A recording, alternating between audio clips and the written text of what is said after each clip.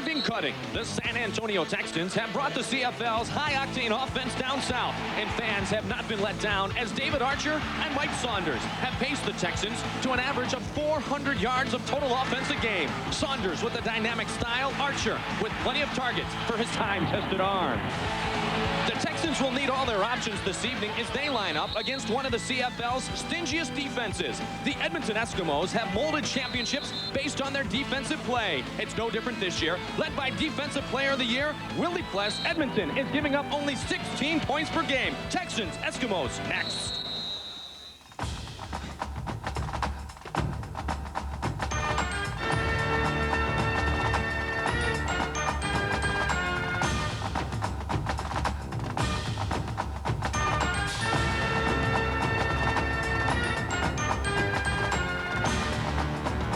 We welcome you inside tonight's venue. This is the Alamo Dome in San Antonio, Texas, and this is the CFL on ESPN2. Edmonton and San Antonio, your matchup tonight. Hi again, everybody. I'm Mike Goldberg. We welcome you to this evening's telecast. The Edmonton Eskimos, with this game this evening, officially become the first ever Canadian team in the CFL to play in this building in San Antonio's premier season. One guy who knows about the Edmonton Eskimos, longtime linebacker for that team when they were winning Grey Cups, old linebacker Danny Kepley. Kep, you talk about Edmonton once again, you have to talk about their great defense and their main linebacker. Well, they certainly believe right now that defense is going to win them championships, and they got a leader on defense in Willie Pless. This is a guy that absolutely contributes everything to the ball team. He does not ask anything that he is not prepared to give himself. Willie Pless, 2 of the last 3 years, has been the CFL's Defensive Player of the Year. Does it everything well. He does run, he plays pass, he does it as good as anybody. Well, when you talk about the counterparts this evening, the San Antonio Texans, Kep, you've got a familiar name at quarterback in David Archer, longtime NFL career. And what he has in his receiving core is your stereotypical good possession type players who have great hands. Well, these are some new guys. He lost a couple of big receivers and big names last year. But all of a sudden, he's got Kralik and he's got a guy named Stock that just absolutely catch the ball. They find a way to get open. They have sure, soft hands. They find the zones, they read it, they make things happen. Well, one of the main differences, and there are many in the CFL as opposed to the NFL, is the fact you can put a lot of guys in motion. And that's one thing that Mark Stock of the San Antonio Texans really likes. He likes to use the receiving core and get the guys in motion. It affords a great opportunity for getting downfield quicker. If you'll notice the slot backs, the receivers in the middle will run actually to the line of scrimmage. And if they can time the snap and get right as the snap goes and they got forward momentum and they can get by the defensive backs, it puts a big strain on the defensive backs. They're in a situation where, hey, I need to turn and run with this guy now or get a good jam on them. If they miss the jam, then you got some guys running wide open downfield. Well, that's an excellent point made by Mark Stock, but believe me, this guy, Ron Lancaster, knows about defending in the CFL. The CFL Hall of Famer, and Kep's keys for Edmonton and Ron Lancaster's team. Pocket passer with David Archer. That defense has to give him a lot of looks and put the heat on the quarterback. Big test for the Edmonton Eskimo offensive line because Kerwin Bell is also a pocket passer. But the one thing they need to do is special teams, turn the gizmo loose. Henry Gizmo Williams. San Antonio Texans are led by Kay Stevenson. He's been with the same ownership through the couple of years. They were the Sacramento Surge of the World Football League, and now the Sacramento Gold Miners of the CFL. This year, the San Antonio Texans. I saw David Archer last week against Baltimore. When he had great success, he was moving the ball, throwing it to each one of his receivers. The special teams, the coverage teams must be disciplined and stay in their lanes. But the main thing they have to do is that all of a sudden is to make Bell stop and start on a long field. Don't let big return yardage and gizmo have an effect on them. We are set to get it underway here in the CFL. The Edmonton Eskimos to receive the kickoff off the foot of Roman Anderson, and there he is, Henry Williams. They call him Gizmo. And he's hit at the 20-yard line and brought down there. Edmonton will set up offensively with the quarterback, very familiar to the fans who were fans of Sacramento 1 year ago. Kerwin Bell is the quarterback, and Lucius Floyd is having a big year. Career year so far for Lucius Floyd. New receivers in Nick Mazzoli. Jim Sadusky, the player coach. Good offensive line. Right up front, held in the middle by Rod Knopf, the 14-year veteran. Kerwin Bell was the backup to David Archer 1 year ago with the Sacramento Gold Miners. He works at 1st and 10, goes to the flat, incomplete through the hands of Sandusky. The defense of the Sacramento, now San Antonio Texans. And I say Sacramento because if there is a commonplace, it's Willie Fears and George Bethune, because they were the guys last year on the West Coast. These guys have brought him over, so he has a really good nucleus. Dave Harper, number 58, is a solid linebacker, and they have good experience in the secondary, led by Bobby Humphries on the corner. And Malcolm Frank, a very good cover guy. Kerwin Bell out of the shotgun, 2nd and 10. Good protection. Bell goes to the far flat. It is complete. And the move made, and finally the tackle at the 37-yard line. First down for the Edmonton Eskimos. The reception made and the tackle made by Bobby Humphrey. Shalon Baker, University of Montana's career record holder, and he has come and really done a good job. One of the rookies on this football team, and doing a good job in this new offense of Ron Lancaster's. He's in 19 catches for 314 yards so far as he comes into this ball game. Now they go to the ground for the first time, and a gain of just a couple of yards on the play. The ball carrier was number 32, Michael Souls. This will be a defense that'll be hard to rush against because they have great speed, great team pursuit, but it's essential that Kerwin Bell and the Edmonton Eskimo offense utilize that rushing game just a little bit to open up their throwing lanes.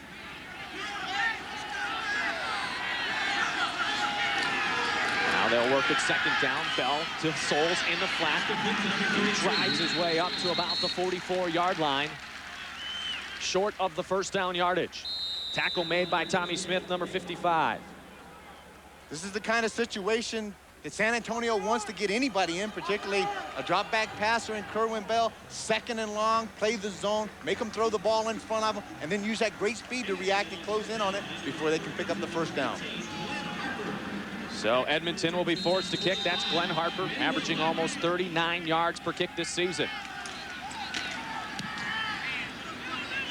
Short kick to be fielded at the 29-yard line by the upback, but a good special teams play made. And San Antonio will start at about the 28-yard line. We are scoreless, just underway. CFL on ESPN2.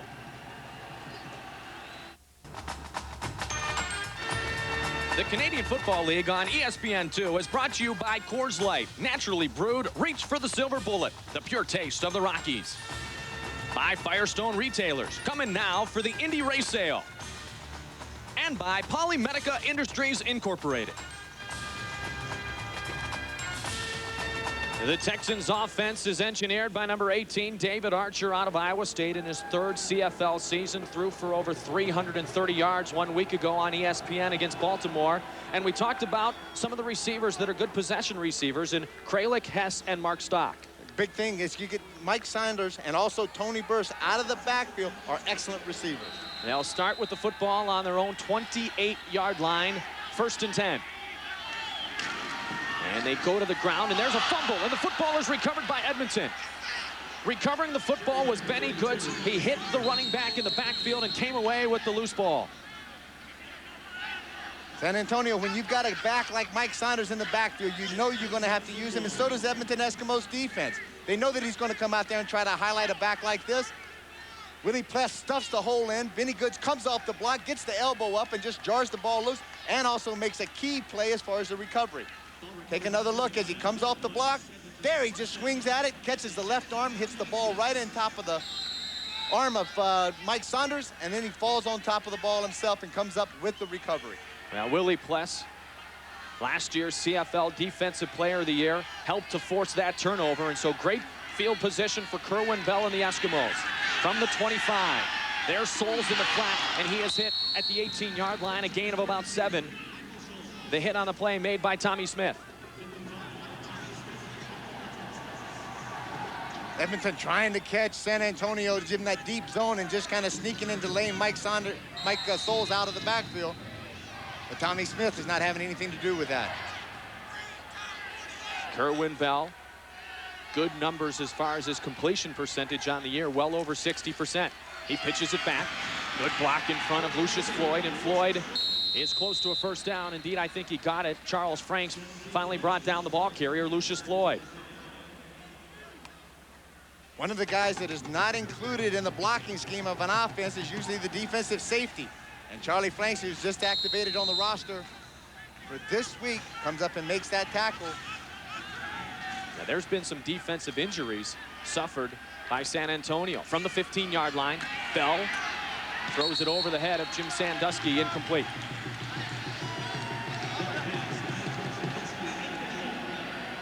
This makes it very tough for this offense that the Edmonton Eskimos have right now. The offensive line particularly. They were used to last year having a guy in Damon Allen who scrambled, moved around. It made their blocks a little easier.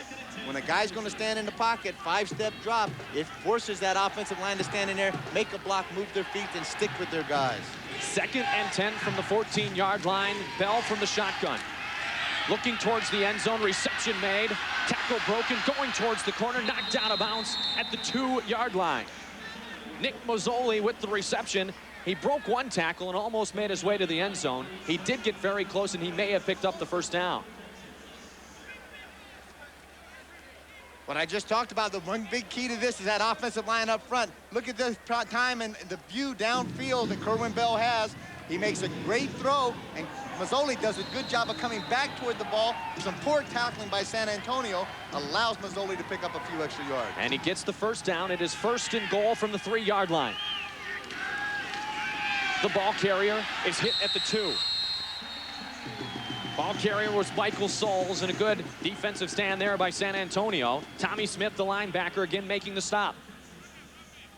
Tommy Smith moving to the middle, linebacker from the outside, linebacker doing extremely well, moving down the line of scrimmage, playing inside out to the ball carrier. As soon as Michael Souls shows his face, he's able to get there and make some contact. They'll say no gain.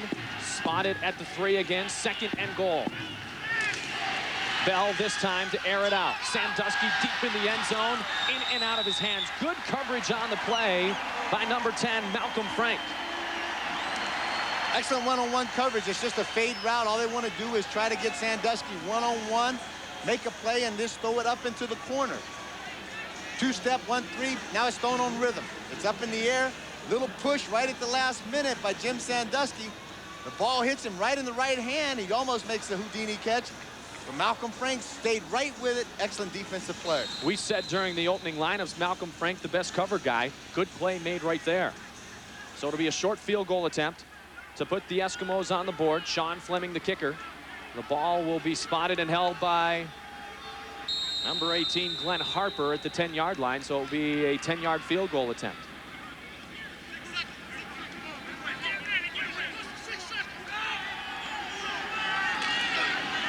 Fleming's kick is up, and it's whistled down before it went through the uprights. Well, there was confusion from the get-go there, Cap. Exactly was. And I think that the ball was snapped before the official had blown the clock back in.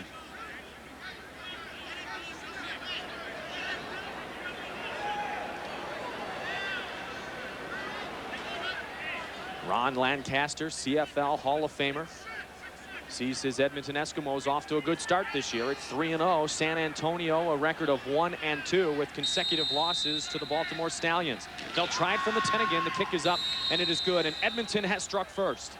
They took advantage of the turnover. The fumble recovered by Benny Goods. It turns into 3 points. The Eskimos lead the Texans early in the first.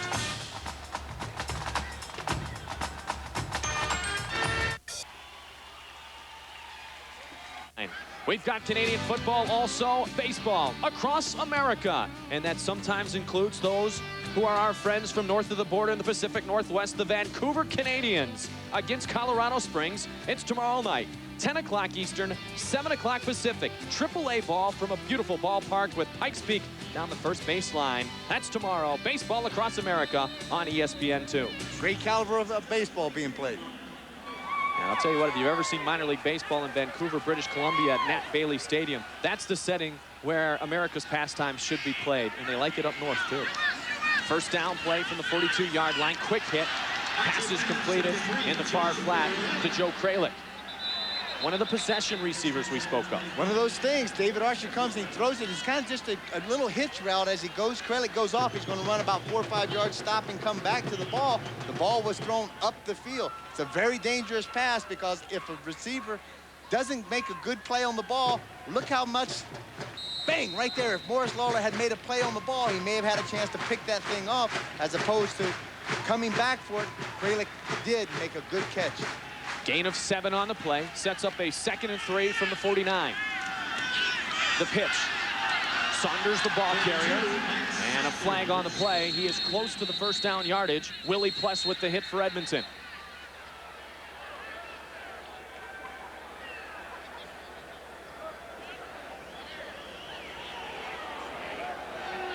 Holding the initial indication against the San Antonio Texans.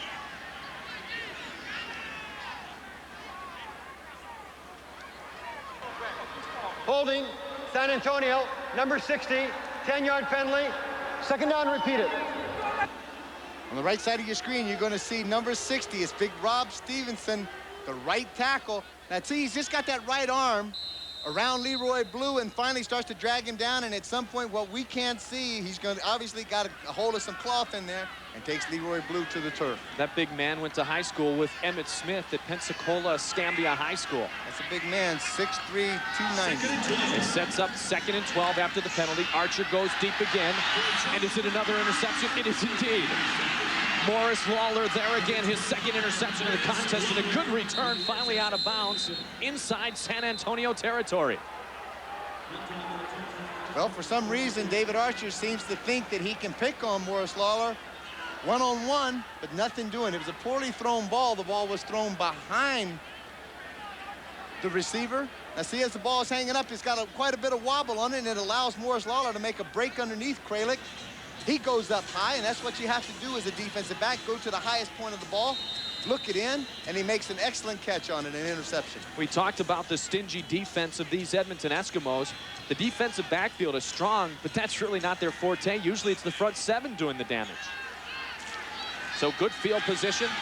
A little trickery on the fake reverse, but up the middle on the ball carry on the 49-yard line is Lucius Floyd. And what a year so far Lucius Floyd has put together. He is so versatile, both in catching the football out of the backfield and rushing the football. He really is. He comes into the game 35 rushes for 180 yards, 3 touchdowns. But on the other side where he's really, really deadly, 17 receptions, 306 yards, 2 touchdowns. Now on 2nd and 3. They go with some power football up near the first down marker. That time the ball carrier was number 32, and that is Michael Souls. Michael Souls, their 1st-round draft pick in 1989. Power back, blocks, catches the ball extremely well, and he is one of those guys, sometimes the defense overlooks him, and when they do, he breaks a big one. They do get the first down on the run by Michael Souls. So the line of scrimmage is now the 45-yard line of San Antonio. Good hit by the defensive player, Kenny Wilhite, but the reception was made by number 33, Lucius Floyd, and that's the man we talked about. He'll come out of the flat, and he'll hurt you all night long. You'll see that as the Canadian offense is set up, 2 wide receivers, 2 slot backs, and they really like to have a running back, a tailback that is a good receiver that can act as a 5th back. Gain of 5, now on 2nd and 5. First down, yardage and more. Good reception made by Nick Mazzoli in the flat off the pass from Kerwin Bell. Timing pattern. Great rhythm, stop, plant, throw. Break is made, and Mazzoli makes an excellent catch. He has excellent hands, truly a gifted receiver in the CFL. Yeah, top pick in the CFL draft by Hamilton in 91. 1st and 10 to the flat. Lucius Floyd trying to outrun the defender. He's inside the 15-yard line. Finally dragged out of bounds at the 12 by Charles Franks. Well, now they're just using the timing, as you alluded to. They're going right side, they're going left side, they're moving the football. And this is what I think, as I said, Kerwin Bell needs to do. Move this ball across the field a little bit. Get this defense off balance. Get the backs coming out of the backfield. Anytime you're going to have the safety come up to make a coverage, as Charlie Franks just had to do, you got a good opportunity of making a big play. 1st and 10 from the 12. Bell to work from the shotgun. Now he'll move back to center. Kerwin sees something that he likes in the secondary, and he wants to audible on the line of scrimmage. And he knows these guys. Played with them the last 2 years. Bell with time, dumps it off to the big man, Michael Souls. He is inside the 10-yard line, brought down at the 7-yard line. San Antonio's defense fooled him just a little bit then. He wanted to audible, maybe thought he had the man-to-man coverage, wanted to call the certain routes. San Antonio ended up in a zone. He had to dump it off to Michael Souls just over the middle, and that really speedy defense comes up and reacts and shuts the play down. Big Willie Fears, number 78, the defensive tackle, down on the field being attended to, as you get a look at Ron Lancaster and Kerwin Bell, discussing things on the sideline with the backup quarterback. And there is number 78, Willie Fears.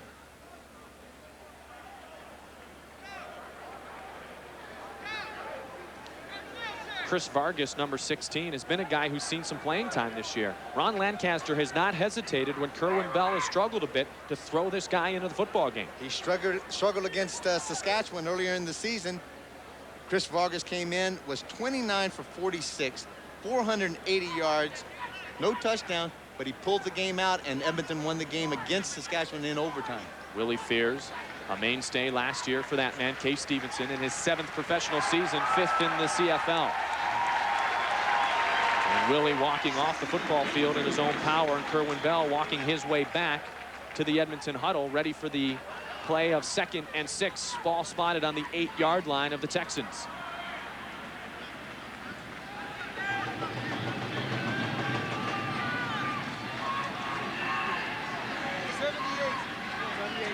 They were in the red zone one time prior. The last possession, as a matter of fact, came away with just a field goal. Got to work the football to the 2-yard line to gain the first down yardage. 2nd and 6, so they can make a first down without getting it into the end zone. I think this is going to be a pass play. There was nobody in the backfield. Souls in, touchdown Edmonton.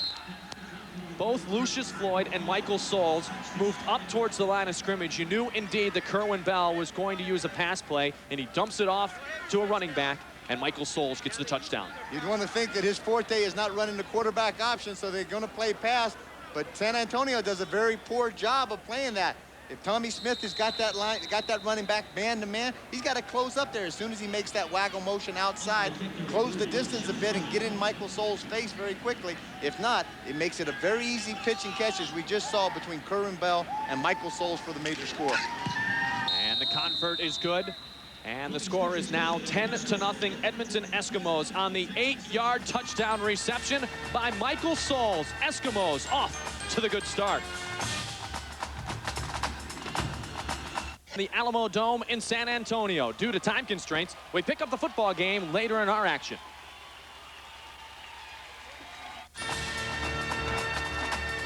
Start of the second quarter here at the Alamo Dome in San Antonio, Texas. Edmonton Eskimos shutting out the San Antonio Texans 10-0. Now this is a rough game when you play it on an artificial surface, and David Archer knows the feel. And there is his hand with some carpet burns already. And he missed a lot of games last year, not with carpet burns per se, but with dislocated fingers on his throwing hand. Yeah, he had a lot of problems with it with his hands, and as you can say, that turf out there takes the skin off once you slide across it. And his backup last year, who played 7 games due to injury, throws the football incomplete, Kerwin Bell. You know, when you speak of Kerwin Bell, you have to realize how dominant of a quarterback he was at the University of Florida, playing in the SEC, one of the finest college football conferences in America. Owns one of the records there at the SEC, 7,585 yards, 56 touchdowns. And that's throwing the ball up in the air a lot. Also impressive, 35 interceptions in 949 attempts. I think that's the one big thing that any quarterback is really striving for, is not to throw the INTs. Can't convert on the second down play, and that will bring Sean Fleming out for the 33-yard field goal attempt. Fleming's kick is up, and it is good. So Sean Fleming with his second field goal of the night. His first one came from 10 yards, makes the score 13-0. Now, Kerwin Bell was brought in to be the man. Damon Allen helped to win a Grey Cup a couple of years ago, but the head coach, Ron Lancaster, likes his new quarterback, whose name is Kerwin Bell. Kerwin Bell is a big, strong quarterback that we've heard didn't have a strong arm, but he's fooled us. He's got a very strong arm. He's still learning to play the Canadian game the way we like to play it, but he has all the ability to do so, and we're looking for him to get better each time out. He reminds you of a guy that resembles very much the head coach, Ron Lancaster, Hall of Famer in the CFL, great passer, has unbelievable record, pocket-type passer that throws the ball. Kerwin Bell just happens to be probably about 6 or 7 inches taller. All right, first down play from the 35. Kept for those of us watching the CFL for the first time. What happened to the kickoff? Well, now on a field goal, exactly, on a field goal, the receiving team has the option of either taking a kickoff or scrimmaging the ball 1st and 10 from the 35-yard line. I thought maybe somebody just forgot something. Well, in essence, of speeding up the time here. This is a fast game in the Canadian Football League. Stretching out, looks like the hamstring of Jason Wallace, former University of Virginia most valuable player in 1991. 2nd and 5, Archer from the shotgun. Now Archer over the middle, complete to Saunders. Oh, he's just blasted. Saunders hit by the big truck, number 47, Larry Ruck. Now, Larry Ruck has been in the league. This is his 12th year, and he's having just a banner season. Last year, he was the 1994 runner-up as Canadian, outstanding Canadian in the Canadian Football League, and you can see exactly why. This guy plays it the way it's supposed to be played. Boom! Just comes in here and just levels Mike Saunders. And Mike Saunders is not a small man. This guy tips the scales 5'11", about 210. So it comes up short of the first down yardage on 3rd and 1, a punting situation for the Texans. Back deep is Gizmo Williams. Oh, there's a bad snap again, and that has been a problem for this football team. It happens again, brought down, pushed into the end zone. Football still free, recovered by Edmonton, touchdown Eskimos. That has been a problem all season long. That is the 3rd consecutive week that a bad long snap has occurred and turned into points for the opposition of the Texans. It really has, and I have to question, too, Todd Jordan, the punters, as far as his choice of how he decided to handle that. There's a couple of things he could have done. He could have recovered the ball on the 3 or 4 yard line, but we'll just take a look at this. This is a terrible snap. Joe Gartner is the guy that's doing the long snapping, but all he does is he tries to pick it up, he just rifles it into the end zone, and that allows the Edmonton Eskimos to slide in and cover that ball for the major score. Floyd and Lawler were both there trying to recover the football. They kind of gathered it together. Remember, Morris Lawler already has 2 interceptions on the night. Now, Jordan may not have known, but one of the rules that you could, or one of the options he had, is kick the ball out through the end zone. It would have been a safety, and you would have kicked the ball off from the 35-yard line. Fleming with the convert.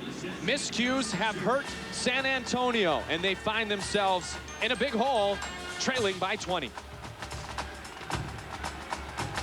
Man doesn't feel too good about things. Number 54 of the San Antonio Texans, Joe Garton, with another bad long snap. Take a look. Poor Jordan, he just doesn't even have a chance. The ball's about 4 feet over his head. Now here's where he can either fall down on it, he tries to pick it up, he knows the guys are just, the heat's coming right on his back. He slips the ball in the end zone and allows the Eskimos to come away with an easy score. Will Height from the 10-yard line. Will Height breaks a tackle. Good return out to the 27. Now, if you are the San Antonio Texans, you can't help but think to yourself that, all right, Edmonton leads 20-0. We've played this Edmonton team in our former days in Sacramento 5 times. Never once have we scored more than 16 points. That's not a good omen, Kevin. Well, they're 0-5 against Ron Lancaster's teams. The thing that happens is, I mean, anything can happen. 20 points is not insurmountable in the Canadian Football League. David Archer still, I think, has to make some better decisions and some better play calling out there to create some first downs and some possession drives. Stock in the flat. Lawler pushes him out at the 35-yard line. Gain of about 7 yards on the play. Now, there's also the concept and the mindset with still over 12 minutes remaining in the second quarter that it's hard to play with the big lead defensively.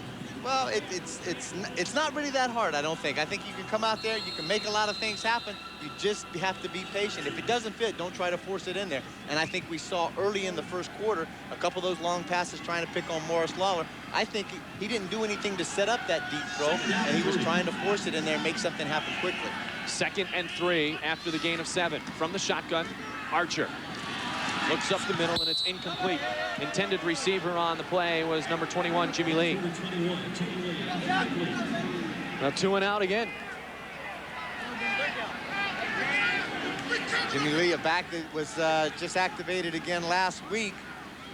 Missed the majority of the training camp and first part of the season with a separated shoulder. But what I saw against Baltimore last week, great special team guy, good quick feet, can catch the ball. You just got to get somebody to be able to throw it to him right now. And David Archer is having a hard time tonight. That big 61-yard punt was aided by the miscue of Gizmo Williams. He's set up at the 29-yard line. Todd Jordan, his second punt of the contest. Snap is good, and the fans react to it. Gizmo will play it on one bounce at the 29. Watch out as he gains speed. But he's brought down nicely. Good coverage. led by number 24, Grady Cavness of San Antonio. The Texans are in trouble. They trail 20-0 as we are in the second quarter. We welcome you back to the Alamo Dome here in San Antonio. The Edmonton Eskimos looking for their 11th straight win over a U.S.-based CFL team.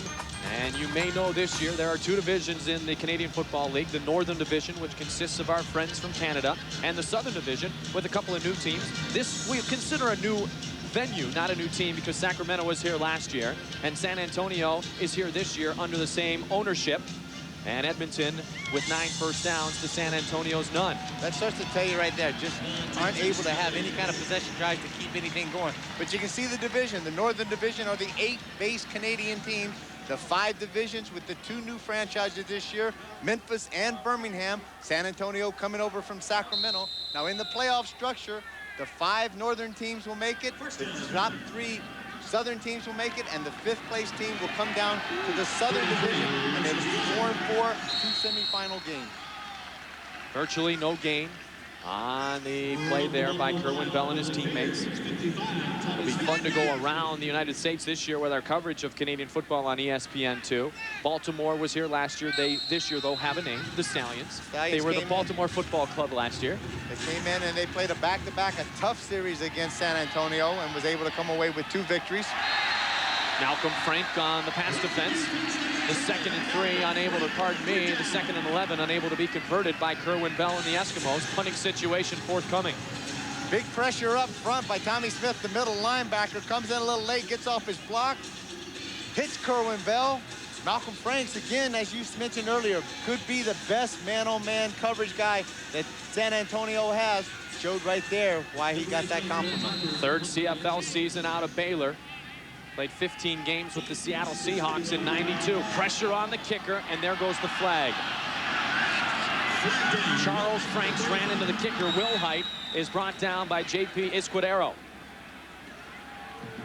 Now, Charles Franks just trying to make something happen. He got to the foot of number 18, Glenn Harper, and you see the reaction of the kicker of Edmonton. Well, those guys get in there, and they go through a little bit of acting classes every now and then, and if it's close, they've got to make it look like it's really painful. But as the kick is made, you have a blocking point that comes by. He just barely kind of... Contacting the kicker, San Antonio number 17, 10-yard penalty, 3rd down repeated. This is Glenn Harper's 10th year in the league, so he has had enough experience in knowing when to go down when somebody comes close to him. Well, Glenn Harper, watch again. Glenn Harper, now I know as a kicker you want to extend the leg and follow through like a golf swing, but look how long he leaves the leg up in the air, though. Well, he can sense that guy coming. He knows that he's close, and if he got the punt away, he's got the punt exactly going where he wants it. Now he just hangs it up there, and if for any reason the guy comes in the vicinity, down goes these punters. And that is a 10-yard penalty, brings up a 3rd and 1, and Ron Lancaster will go for it. At the 35-yard line, Bell on the keeper. And all indications are that he has gained the 1st down yardage behind the surge of the offensive line, and there is the indication. 1st down, Edmonton. San Antonio kept just giving them second chances. Turnovers, miscues, and there again. And beating themselves. There's some mental mistakes out there. There's some physical mistakes that are taking place also. But any time that you have an offensive team like the Edmonton Eskimos, you need to, if you have the ability to get 2 and out, keep that confidence of your defense. Don't make a mistake. Don't give them a cheap play. Don't let them continue a drive. And remember, in the CFL, you have to give your opposition a yard off the line of scrimmage, so 3rd and 1 is basically a lock, not the big risk of a 4th and 1 in the NFL. Now 1st and 10 into the flat, and Mazzoli. Mazzoli brought down a 41 flag on the play. Tackle made by number 55, Tommy Smith. Now, they could get a holding call against number 75. That happens to be C.J. Davis.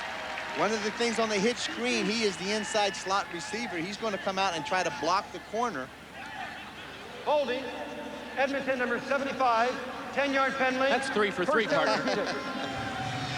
Well, if I can't make it as a broadcaster, at some point I maybe have to wear the zebra shirt down there and get down there and fight with the big guys. You got that right. Now, don't forget, Ron Lancaster over on the far sidelines was with our friends at the CBC for a decade as a broadcaster. So Actually, he's here in case you mess up tonight. Well, he's going to come up in the second told him, half. I have been voting for him every year as Coach of the Year because I don't want him to leave because he may come back because I work with CBC as a broadcaster now taking his place. Souls is hit immediately. The pass in the flat from Kerwin Bell. At this point, this defense can actually hold San Antonio in this ball game. And I have been very impressed with Dave Harper. I've seen him the last 2 games. He's a leading tackler on this ball club. He plays with a tremendous amount of intensity. 6'2", 225 out of Humboldt State. He just gets it done. Bell now on 2nd and 19. Sandusky. Coverage is there again, led by Jason Wallace. Help on the play by Gates. Jim Sandusky comes into this game and into the 1995 season carrying a couple of hats on him because he is indeed listed as a player coach. And he's exceptional as far as knowing defenses, reading defenses.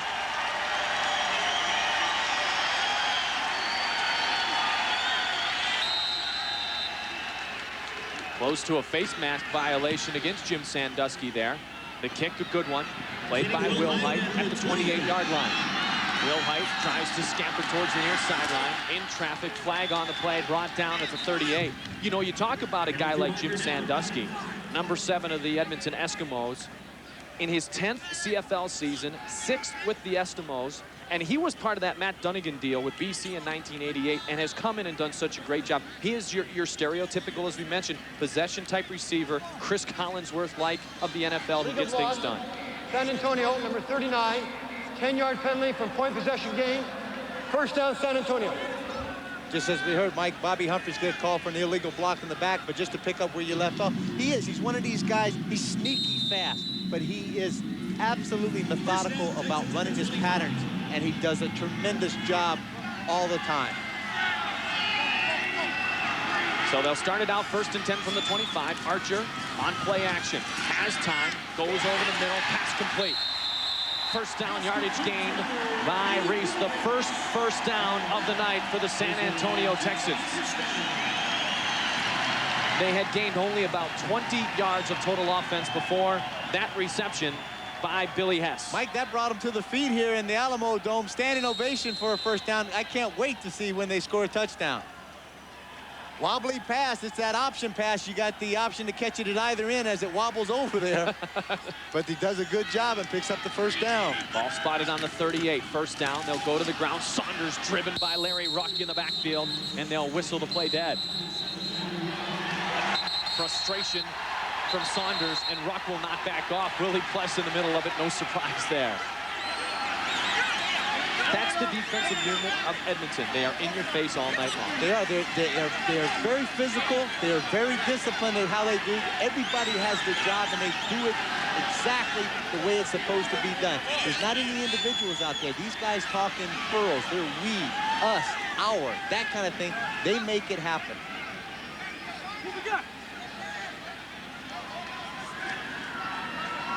It'll be interesting to see how they sort this WWF free-for-all that took place out there. Larry Ruck makes an excellent read, gets into the backfield. He and Mike Saunders are not going to give out anything. Willie Pless comes in there, a little push.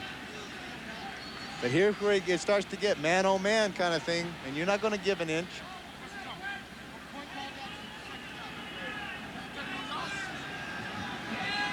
So listen to the call. Major foul, face mask. San Antonio, number 32, loss of 15 yards, second down. Not exactly what you call a hometown cooking kind of call, is it? Now they march themselves backwards once again. On Lancaster's team. In the tie for the top spot up north with a record of 3-0. Grey Cup champions in 1994.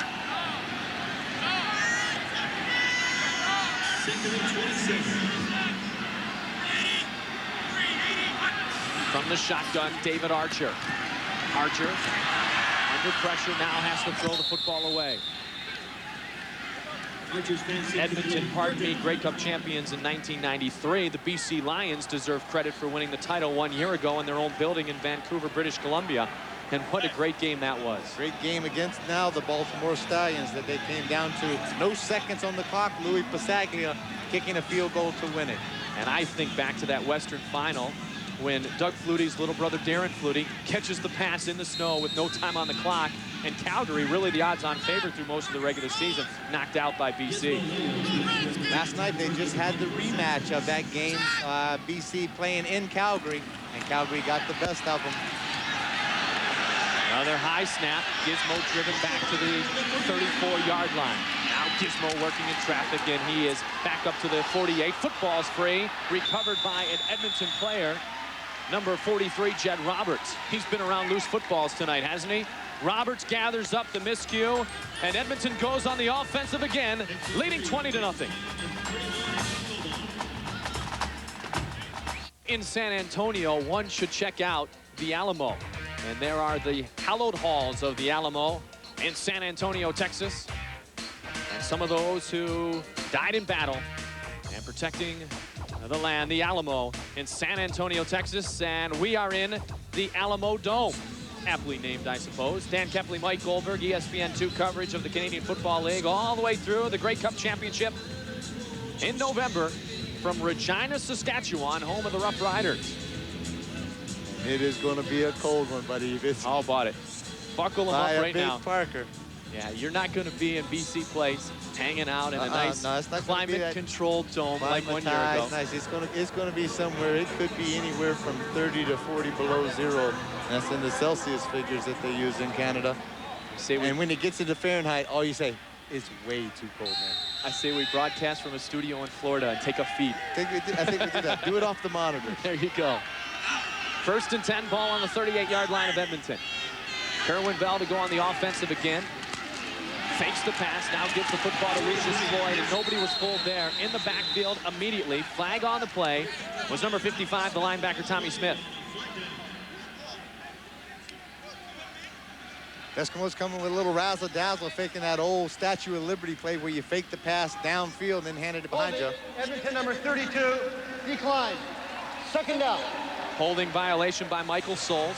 He's had a good performance thus far in the contest, but gets flagged there. Really, both teams have seen the orange flags of the CFL thrown on the turf on frequent occasions. Now, I would expect at this time that you're going to see San Antonio play that deep zone again, force the Edmonton Eskimos to throw the ball up in front of them. Let's see if they go towards Shalon Baker, number 5 on the near side. Baker makes the reception, but he was out of bounds. Good coverage on the play by Marcus Gates. Shalon Baker is the new deep threat with the departure of Eddie Brown, and that's who they look for when they needed to get some good yardage. Shalon Baker, the touchdown maker, as he was known in Montana in Grizzly territory. For Montana in his career, 182 catches, 61 yards, 26 touchdowns. Makes a good reception there, but it's an excellent defense by Gates, who uses the sideline as the 13th man. Short kick going to go out of bounds at about the 42. Let's see where they spot it. They're going to spot it all the way up at the 46-yard line. So Glenn Harper does not get away a good kick, and it'll be good field position for the San Antonio Texans. Well, tonight our matchup, the Texans and the Eskimos in the CFL Crunch Zone, continues Saturday. The Baltimore Stallions from Legion Field in Birmingham, Alabama. The Birmingham Barracudas, Saturday, 8 o'clock Eastern Time. CFL coverage on ESPN continuing next week. David Archer thus far not contributing good numbers. 4 of 11 for 31 yards, 2 interceptions. Both of those by Morris Lawler. Now Archer goes up top again. He has a man open. It's Kralik. He makes the catch inside the 20-yard line. Finally, Lawler catches up to him. That's the first big play of the night for San Antonio. Good job by David Archer that time. Good blocking up front. David stepped up into the pocket.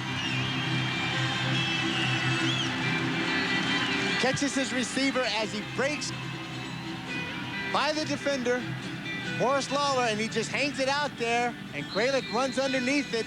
Lawler went to sleep ever so slightly, peeked into the backfield, and allowed the quick Joe Kralik to get around him for a big gain. Now, this is very important emotionally for this team. 52-yard reception. Now, from the 10, they go towards the end zone. Kralik coverage, touchdown. Moved back in front of Morris Lawler. San Antonio's on the board.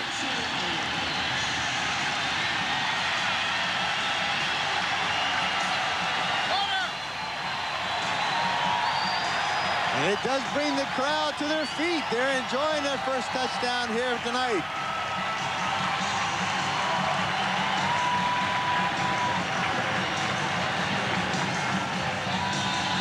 Now this is a called play. As David Archer stands in the pocket, he wants to have Kralik make Lawler think that he's going deep. See the separation there? And the ball is intentionally thrown behind Kralik and behind the defender, and Kralik knows all he has to do is make the break, come back, and the ball is on the money with a 6 point. The convert by Roman Anderson. It is 20-7. Kralik gets the 52-yard reception, then the touchdown against Morris Lawler. And I'll tell you what, this guy, number 3, is impressed with his quarterback, David Archer, and the way he gets the receivers the football. Some quarterbacks who have strong arms like to really show it off and think they have to just zip the ball in all the time. And if you're like, 5-6 yards away, they're still going to zoom in, and you have to really concentrate to catch it. But he's not like that. He knows he has a strong arm, but he's got a lot of touch. And he throws a ball that you don't really have to think about catching it. It's going to be light, and it's going to be easy to catch, and you don't really have to think about catching it. Boom, you know it's going to be right there, and you can think about running after the catch. Tell you what, kept exactly what he did on the big gainer of 52 yards. Makes it look easy there as he throws it back to the corner. Kralik does an excellent job of baiting Lawler into thinking he's going deep, and then he slides back and catches the ball as it's thrown behind him. Steady quality Husky receiver with Washington. His junior year, he had a big year, led the team with 33 catches, 487 yards. He entered that season with only 5 receptions in his career. Joe Kralik doing a good job in a very tough football conference, the Pac-10. You gotta like to look at him right there. He had the tank top on and the leather around the neck. He looks like one of those renegade kind of receivers. He's not your average kind of, racy, finesse-looking guy. Kind of like you in the Edmonton yearbook. Had that look going, partner. And don't deny it, because if you do, we'll get the yearbook out. Gizmo with room. Gizmo using his speed now. Bursts up past the 40. Multiple flags on the field, but a good return for Gizmo Williams, who was held to basically a couple of yards on 3 punt returns, but took advantage of room on that kickoff return. That's an incredible thing, is you can hold this guy to 3 yards and 3 punt returns, but that is the challenge that he brings to another team.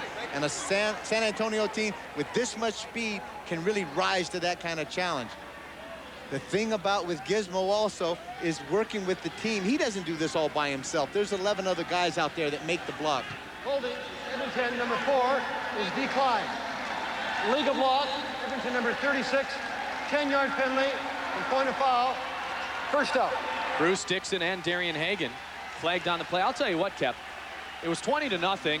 A lot of mistakes were being made, but now the mistakes are going the other way, being made by the Eskimos. You can see right at the lower right of your screen, that's Bruce Dixon, number 36, gets the hands on the back of one of the San Antonio players. I couldn't pick up the number, but that kind of call right there, don't even get close to him. If you can't get your head in front of him, get away from the guy. 1st and 10 from the 13. Bell to Sandusky. He makes the reception. Good play out to the 37-yard line. Malcolm Frank brings down Jim Sandusky, the veteran we spoke of earlier. As I told you, Jim Sandusky's got that sneaky fast. You take a good look at the gloves that he got on. Those are glass cutters gloves. They really do help in the traction and holding on to the ball. Quick post pattern in there, and Sandusky makes no mistake of bringing in that reception. Now Bell again. Over the middle, complete to Nick Mazzoli. Now, all of a sudden, Edmonton coming out and using that passing attack that they worked so diligently, capped off by the 5-yard touchdown reception by Michael Souls to make it 10-0. And I was going to make the point that we had seen the last couple of drives San Antonio's defense play a lot more efficiently. Exactly, they have, and what is happening right now, Edmonton's going with a hurry-up offense, so it starts to limit some of the defensive calls that this young defense can make on the other side of the ball. 2nd and 1, remember the 1-yard cushion. But they pitch it back to Lucius Floyd. Floyd cuts back, he gets the first down and a couple extra, up to about the 53-yard line. Charles Frank, 17 and 10. About a 5-yard gain on the 2nd and 1. Another first down. The clock continues to tick. It now stands at 3 minutes remaining in the first half, and that's where they stop it in the Canadian Football League. It is not the 1-minute warning as it is in arena football, nor the 2-minute warning. In the CFL, it's the 3-minute warning, and it's 20-7, Edmonton in the lead. Kerwin Bell with 3 minutes to work. Now the clock's a little bit different. 3 minutes, how do you work it in the CFL? In the CFL, the clock stops after every play. Now what they do, the referee will allow that each team to get back on their equal sides, take the huddle, and then once the ball is spotted, then the clock is blown in. If it's an incompleted pass, the clock starts on the snap of the ball. Kerwin Bell completes that pass to Michael Souls at midfield, the 55-yard line here in the CFL, gain of a couple of yards. 3, as a matter of fact, brings up a 2nd and 7. So as you see right now the clock is stopped. They come in, they'll spot the ball. Edmonton Eskimos will get up on the line of scrimmage. Defense will set up. Now the whistle blows, and they blow the clock in. So 3 minutes can last a long time at the end of the half and the end of the game. Nick Mazzoli, he's hit, but he gets the first down. Nick Mazzoli was hit by number 24, Grady Kapnis. Well, it goes without saying, Kep. It's 20-7. Edmonton driving the football. Big difference between 27-7 and potentially 20-14 if you're the San Antonio Texans. It's obvious, but that's what they're looking at right now. Now Bell on first down from the 45 in the flat. A gain of 5 yards on the play. Reception made by the running back, Michael Souls. Very typical of what we've seen in the second quarter. San Antonio very contented not to give up the big play, to play the zone and force them to throw it to the backside, either Lucius Floyd or Michael Souls out of the backfield. But in this case, they're nickel and diming it down the field, 5 or 6 yards at a pop, picking up first downs, and already are in John Fleming's field goal range. Bell is set. Finally hauled down. Football on the turf, but they're going to rule that Kerwin Bell was down first. The sack will be credited to number 93, George Bethune. Big George, 6'4", 260, out of Alabama. Played a couple of years with the Sacramento Surge in the WLAF. Gets his hands up. Forces Kerwin Bell to have to draw the ball down. We have to reload it, and as soon as he brings it down to reload it, he's in the grass and on the ground. Steve Krupe being attended to, one of the offensive linemen of the Eskimos. During our halftime activities, Kep and I will give you some first half analysis, some scores and highlights from our CFL action here in San Antonio. And also, my partner Dan Kepley will visit with the CFL Commissioner Larry Smith, and I'm sure amongst the topics of conversation, the fact that this league now is international, if you will, in America and Canada. Well, it was that, but one of the biggest things I wanted to converse with him about. You didn't talk about your career. 1976-77, he was noted as a pretty good cheap shot. He was a slot back for the Montreal Alouettes back then when they had a franchise, and he was noted to come down and take a little shot and stick it in your ear every now and then. Watch Krupe get hurt on this play, right side of your screen. Right guard plants himself. Now watch as he gets his foot planted. Now he gets rolled over behind. He never saw Tommy Smith coming from behind. He gets that ankle rolled over. He is gingerly walking off the field. And the Edmonton Eskimos are very thin with offensive linemen. Chris Green is the only guy that I know that they have dressed as a backup to be able to come in and play. Chris Green, 6'6", 370 pounds. 52-yard field goal attempt by Sean Fleming is up, and it is good. Sean Fleming connects from 52 yards out, and Edmonton extends their lead to 23-7. Well, you said a second ago it was within his range, and certainly he proved you right. Sean Fleming, 13 of 15 so far this year. His longest has been 53. Kicked 47 field goals last year. Just a strong leg for the young fella, 6'3", 201 pounds. He's out of Wyoming. And just look at the sweep and the power that he has. Good snap, great hole by the punter, Glenn Harper. And the hang time is there for the 3 points. Now, last year in Sacramento, Fleming, a native of Burnaby, British Columbia, had 5 field goals, 4 converts, a single for a total of 20 points, and he's put some points on the board already in this game, his 3rd field goal of the night. Marking the football up just a couple of yards. Again, San Antonio elected to take it on the 35-yard line. They've got plenty of time for which to work, 2:01 on the clock. They certainly do, Mike, and I think they got to go out there thinking that it's a very positive thing that their defense was able to shut Edmonton down and force them to have to try a 52-yard field goal. They were fortunate enough that they made it, but at that point, you're just giving up the 3 points. As you said, they were looking at 27-7 going in at the halftime. Now they have a chance of their own. They can take destiny's in their own hands to go out there to see if they can make something happen in the next 2 minutes. Archer, 23-14 wouldn't be bad. I know he's thinking that. Complete to Kralik. And he is at the 52-yard line. Good gain on a first down for San Antonio. Lots of throws to the outside of the field. David Archer showing the strength of his arms, and I think that maybe he feels that a lot of guys are not going to play that kind of ability. They like to think that David Archer and quarterbacks in the CFL, because of the width of the field, will not throw that wide side out. David Archer is not afraid of that, and he shows that great arm strength. Now he gets it again through the hands of the intended receiver, Kenny Neal. Neal was open, but couldn't come away with the football. So the incompletion stops the clock with 1 minute and 30 seconds remaining in the half. You know, you talk about the arm strength, and you saw the good arm there by Archer, thrown into the flat, making those passes over the middle on this big field does test the quarterback's strength. Well, it certainly does, and he has the strength. Now, this time, he set him up by throwing it to the outside enough times. He comes back and throws it to the inside and tries to make something big happen with Kenny Neal, and the ball just sails right between his hands. 2nd and 10, ball on the 52.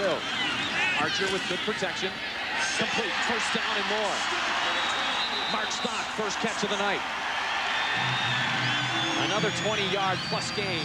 Mark Stock got a VMI, 6 foot 185-pounder with the reception. When you split those wideouts all the way out toward the sidelines and force the defense, and you stretch it across the width of the field, it creates some real big pockets in there, and Stock was able to find a great one there, and David Archer had time enough to get the ball into it. Now from the 34, and it bounces through the hands of Joe Kralik, but that will stop the clock with 1 minute and 14 seconds remaining. Bring up a 2nd and 10 situation from the 34-yard line of the Eskimos. Well, San Antonio's got to be beating themselves on the side of the head, because truly those first 20 points were basically, at least 13 of them kept, were given to the Edmonton Eskimos. Well, they certainly did. And they gave a lot of points away, so they've been hurting themselves. So if they can do something right now with 1:14 to go in the half, get into the halftime with a little bit of momentum by either scoring 3. Don't walk away from this empty-handed. Come away with at least a minimum of 3 points. But what you want is the major score. It looks like the 20-second time clock ticked away, and if that's the case, that's a costly error by the San Antonio Texans, because now that will bring up a 2nd and 15 as opposed to a 2nd and 10. Time count violation. San Antonio, number 16. Loss of down, be 3rd down. 3rd down, San Antonio. That's right, lost it down too, right, Kep? Well, that's exactly right. David Archer just lost his whole concentration right there. And now they're not sure what they want to do. Bring on Roman Anderson for the field goal attempt, and that looks like that's the case. As you said, you got to come away with something. Well, you need to. I think it's a big confidence builder to at least try the field goal in this instance. Roman Anderson is perfect going into this game. He's 6 for 6, so he has a great percentage as far as kicking the ball. So come away with 3 points. 23-10 is a pretty good score. Go in at halftime, recoup, and make some of the corrections and make the adjustments that you need, not to go out there and make the mental mistakes that you made in the first half. Jim Kemp, Jack's young son, brother of Jeff, the holder. Roman Anderson trying to go 7 for 7 on the year field goals. This from 41 yards out. Anderson's kick is up, and it is good. So they do come away with the trio, but a miscue as they let the 20-second play clock run down. Took away the opportunity for San Antonio to try to convert on the 2nd and 10 situation from the 38-yard line. Now, Mike, here's where we're going to get the same kind of scenario as we had before. It's a made field goal. Edmonton has the option now of either taking the ball and scrimmage it on the 35-yard line or forcing San Antonio to kick off. They have elected to scrimmage the ball from the 35. With 1:08 to go, there can be a number of plays that can be run and actually get back into Sean Fleming field goal position again. Kerwin Bell was impressive on the last drive. It ended up being stalled, though, as Sean Fleming kicked the 53-yard field goal. Now Bell will work on the drop, and he will be throwing the football in traffic, complete back to about the original line of scrimmage. Hauled in by Michael Souls. He was hit immediately. Hit on the play by Jason Wallace, who had the tight coverage. Kerwin Bell had to double pump that about 2 or 3 times, and then the heat was coming on, and he dumped it out to Michael Souls out of desperation. 2nd and 10, clock running. Ticking at 54 seconds. Tip pass. Lucius Floyd gathers it in. Breaks one tackle. Stutter steps. And he's brought down well short of the first down yardage. Tommy Smith, the linebacker, with the defensive play. I have been really impressed with the movement of Tommy Smith, moving in from the outside linebacker to the middle linebacker for San Antonio. 6'2", 225 out of University of Washington, and he is playing a very intense, aggressive football game as the middle linebacker.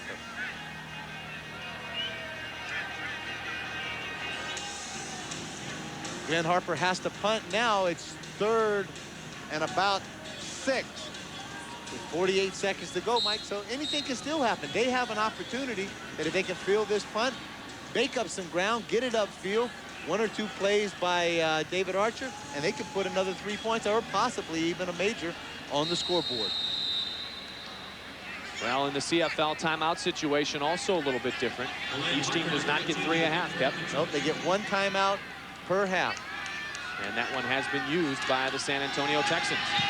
Kick is up. Will Height will try to run towards it. Football is going to fall down in front of him, take a favorable bounce. Will Height's got to field that football. Now he does at the 14-yard line. Flag on the play.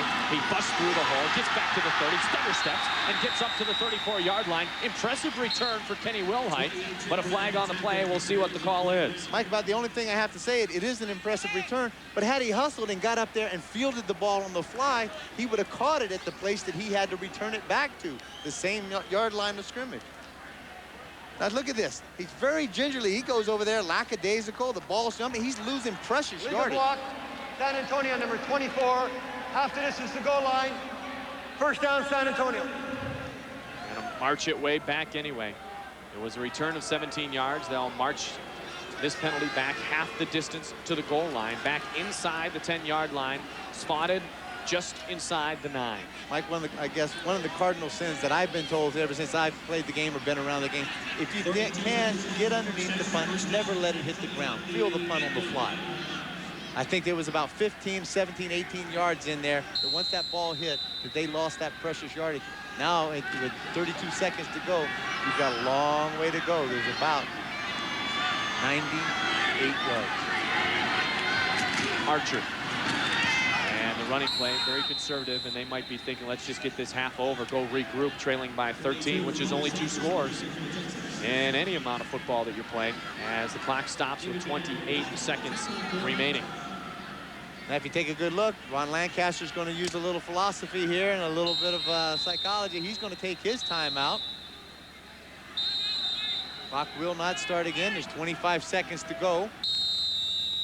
Well, 3 downs makes everything a lot different. You can see it here, and I hope we have a lot of people checking out the CFL, new fans each week, because when you're in a situation, your first down play isn't effective, you don't have a second down play to set yourself up for a 3rd and 4 or 3rd and 5. It's boom, boom, and that makes this situation right here even more critical, because getting the football back with time on the clock and a big-footed kicker in Sean Fleming is a bonus for Edmonton. Well, it certainly is, and if this defense can shut them down here, force them to have to not pick up a first down. It's 2nd and about 8. Then it forces them again, like I say, into the punting situation. You've got a guy like Gizmo who is instant field position. But to their credit, San Antonio has done a great job of their coverage teams tonight on Gizmo. But just when you think it's safe to go back in the water, it's one of those doom, doom, doom, doom. The shark comes back out, and Giz right there on the right-hand side of Ron Lancaster can make something happen. So can that guy, number 39, Willie Pless. 2 of the last 3 years, the CFL's most valuable defensive player. 2nd and 8, football on the 11-yard line. They'll go to the ground again, breaking a tackle, busting up, first down yardage and more. Good run on the play, forced out of bounds at the 33-yard line. The ball carrier was Tony Burst, and he sure showed a burst of energy on that scamper for the first down yardage. Tony Burst out of Middle Tennessee. I was very impressed with him last week when I saw his play against Baltimore. Excellent receiver, good quick feet, but watch the tackle right here that was missed by Larry Ruck. He stands up in the hole, tries to arm tackle the big guy, and Burst is 6 foot, 220 pounds. Now Archer in and out of the hands, almost intercepted by Willie Pless. In and out of the hands almost, but there's a flag on the play, and I think we're going to get an illegal contact or roughing the passer against Edmonton. Roughing the passer, Edmonton number 39, 15-yard penalty. First down, San Antonio. Take it any way you can get it. With 11 seconds remaining in the half, they'll move the football up to the 50-yard line. Well, you can see Willie's lips right there. He said, it can't be 39. I was the guy that almost intercepted the pass. He said, now I'm going to go over there and talk to Leroy Blue. Number 89 was the guy that was in there slapping on David Archer's head. All right, 11 seconds. 1 play, 2 plays. What do you think? I think he got 2 plays to go. Archer from the shotgun. He's got time, goes sideline. Kralik steps out of bounds. There's your possession play. And now 6 seconds remaining. Football at the 48 of Edmonton. Brought down number 25, Boris Holm. Kralik's looking over there. He's giving the kicking motion. Do you want to kick it now?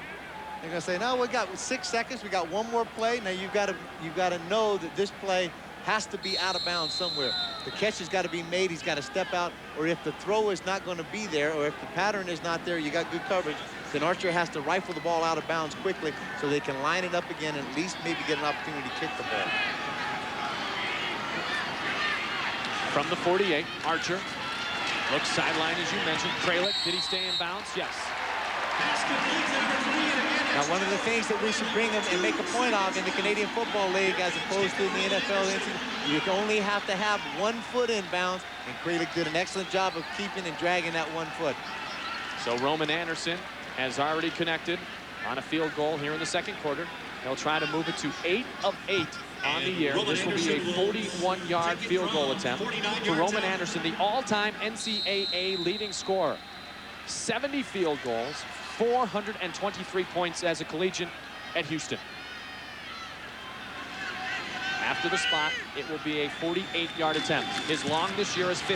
Anderson's kick is up, and it is good. He is 8 for 8 on the year. And there's the momentum that we spoke of for the San Antonio Texans as the first half comes to an end, and the crowd reacts here at the Alamo Dome. They trailed at one point, 20-0, but they held tight in the second quarter. Both teams scoring 13 points, and it is 23-10. 23-13 now with the field goal. The Eskimos and the Texans have reached the half here on ESPN2.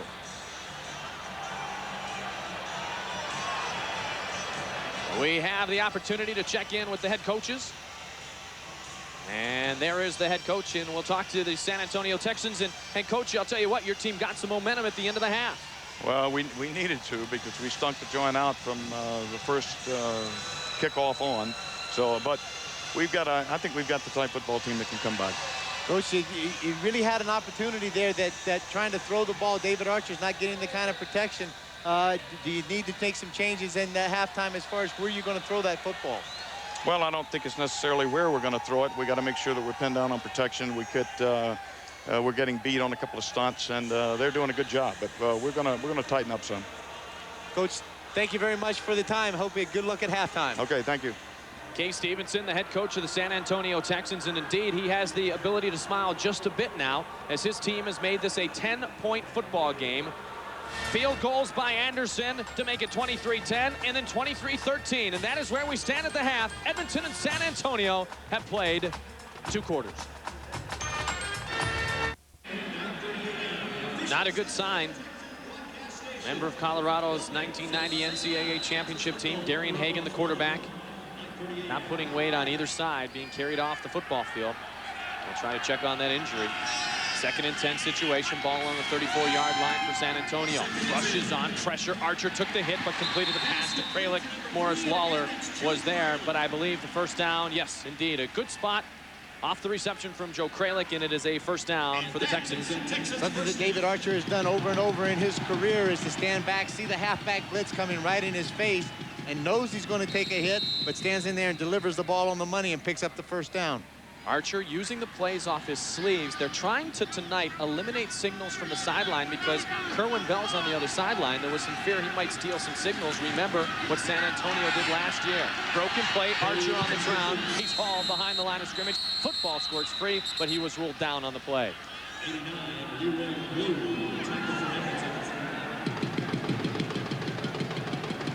Quick hands for Mark Stock. Didn't need him. Well, it was a good play nonetheless. David Archer comes back. Now, he just looks like he's just trying to fake it and come out on a naked bootleg all by himself. Unfortunately, David Archer has not been known for his speed as well as he's known for that shotgun of an arm that he has. And Leroy Blue had nothing to do with it. He wasn't going to get fooled. Chased him down from behind. Makes it 2nd and about 11. 1988, outstanding defensive player in Canada. Leroy Blue still has the wheels going. Archer now on 2nd and 11. Complete over the middle. Still on his feet, working up inside the 40-yard line. Long reception to Myron Weiss. First time they've looked his way this evening. Well, this is a great opportunity for him because, as I said earlier, Darian Hagan was hurt, and he is. We just don't know to the extent. They had to make some big adjustments in the secondary. They take Robin Holland from the halfback, put him over to a corner, and now they're playing with a safety at one of the halfbacks, and the backup safety, John Kalin, is playing the safety, and this guy had an opportunity as far as being able to get down there, find the open area, and David Archer delivers the money. Now they go to the ground. Mike Saunders looked for a hole on the outside, wanted a lead block, instead goes for a gain of about 4 yards. By 17 for Robert Holland. Mike Saunders, 4 rushes for 10 yards in the football game, so they haven't gone to him with frequency on the ground.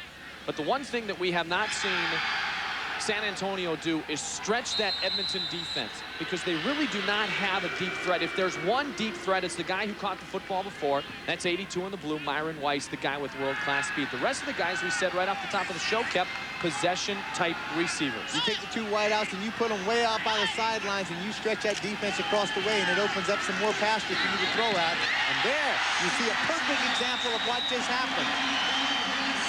Billy Hess, the first down yardage on the 2nd and 7 play. Billy Hess, the former San Antonio Rider of the World Football League.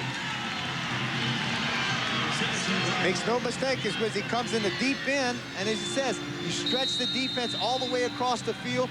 Good protection up front. David Archer has a great vision down the field, and he's allowed to be able to get in there, throw the ball into Billy Hess.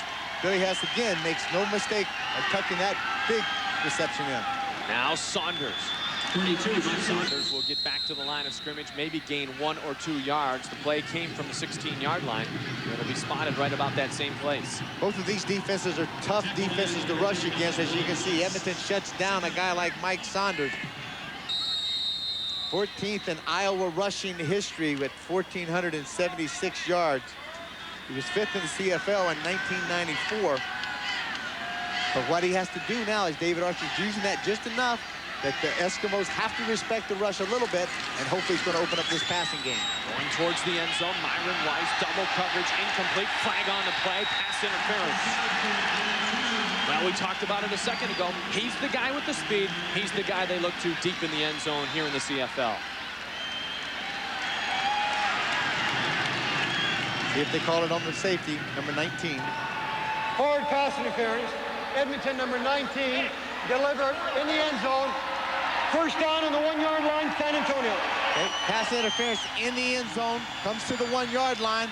The young safety, John Kalin, trying to get over to make a play on the ball. Contact is taken, and the flag is thrown, and I think it's a good call. Young safety just overzealous a bit. You get a chance to get in there. You want to make something happen. And kept he's in the football game because of the injury to Darian Hagan. Exactly. So therefore, David Archer knows for a fact they changed around a few things in that secondary. A couple of guys are playing out of position. Let's go and attack it. Let's see what they can do. 1st and goal. And there's a 1-yard cushion. From the 1-yard line, Archer on the keeper. Touchdown, San Antonio. I believe. We'll wait for the indication. They're still on the pile-up, and there it is. Touchdown, Texans. There's not a ref in this league that is as quick as you are, but that was a great call. It was. David Archer got an excellent surge off the ball. He gets behind. Mike Kiselek is the offensive center, and all of a sudden, Chuck Esty is right guard. Now watch his head. He's going to drop his head, get behind those big guys. The Eskimo defense, Pless and Ruck both go over top, but they hit nothing. They hit themselves. David Archer's in the end zone. 23-19 with the point after to come. The convert attempt by Roman Anderson. At one point, it was 20-0 Edmonton. It is now 23-20. Coming out and establishing the momentum in the third quarter, the home-standing San Antonio team.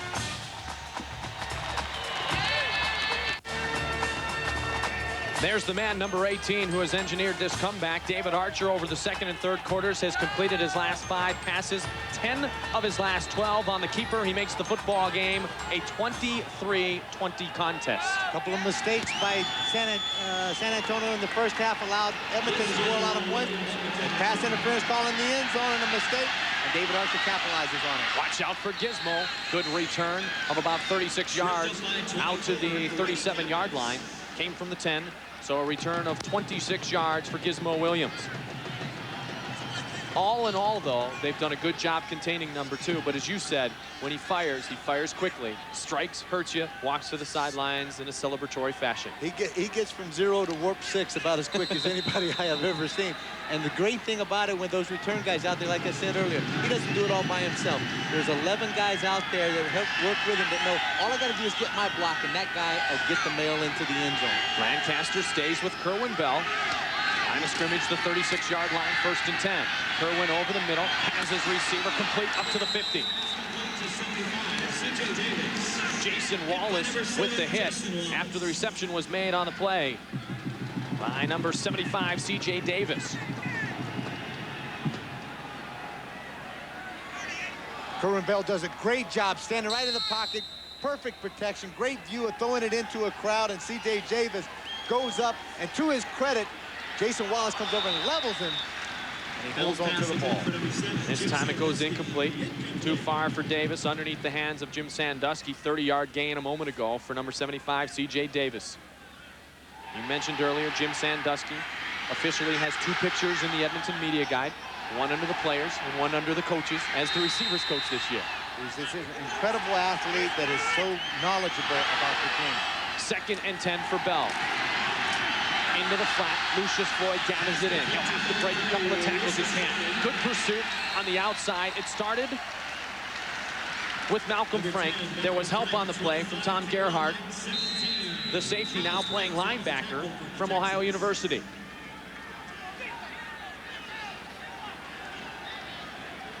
And Kerwin Bell will work his way to the sidelines, and another punting situation forthcoming, or a long field goal attempt. They'll go looking towards the long field goal attempt. I saw Glenn Harper come on the field. He's there to hold for Sean Fleming. As you just talked about, that Tom Gerhardt is playing an outside linebacker from the safety. That's because Tim Walsh, the middle linebacker, got hurt. Tommy Smith moved to the middle. The safety moves up to the outside. Charlie Franks goes into the safety and is played very respectful. Fleming from 52. He's already made a 53-yarder. This one is no good. Played and kept in the end zone wisely by Tommy Lee. It is a point, though, in Canadian football called La Rouge. The Rouge, or a single, may be a little easier to understand. I like saying Rouge. I know, you noticed that. We did that the first time last year. We sure did. You know? I think you just like en français a bit. It's one of the 3 words I learned in my 4 years of French. You learned 3? Well, I think I had 2. The person in front of me had the 3rd word, and I just saw it. But on a missed field goal, the receiving team has the option of running that ball out of the end zone, and if they do run it out wherever he's tackled, there's where the ball will be scrimmaged from. If you take a knee, then you give up the single, or, as in Mike's case, La Rouge. La Rouge. Feminine, not masculine. La Rouge, not Le Rouge. Well, La Rouge would be the masculine.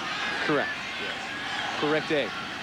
Archer on 1st down. Kralik, his favorite receiver, gain of about 7 yards on the play. Glenn Rogers Jr. was right in front of Joe Kralik, and Kralik has certainly seen both sides of the field. They're going to the flat to him, and check out who's back in the football game, and that's a good sight to see. Darian Hagan at the cornerback position.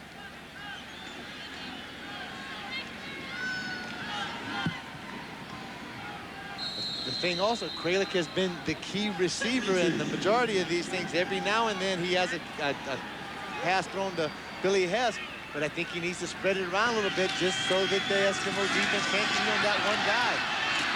Saunders into Edmonton territory. Another 1st down for the Texans. Well, that's Mike Saunders type football right there. Willie Pless on the stop. Tough, hard-nosed football. Everything looks shut down. They run the sweep.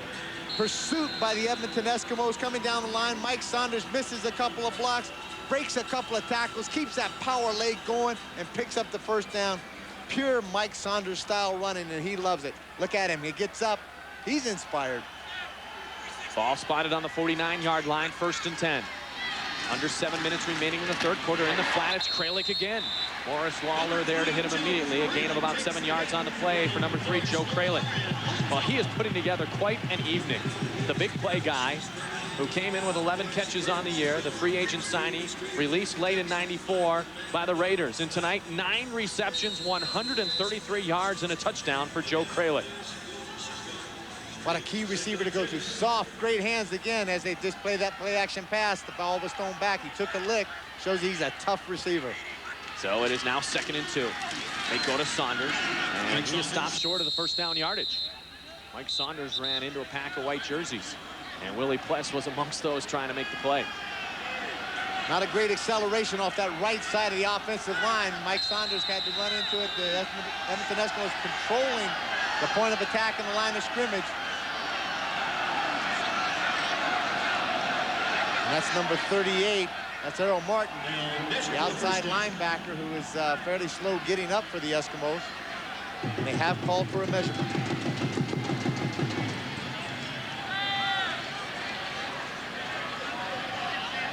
.38, Errol Martin, linebacker for Edmonton. They've called for the measurement, as Kep mentioned. They got to untangle that chain first.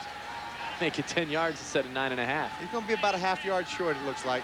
Tell us again, for the fans at home who don't understand the 1 yard cushion. Okay, in the CFL, it's just a ruling that the defensive team has to line up 1 yard off the line of scrimmage. If they get caught in that neutral zone, it's a 5-yard penalty.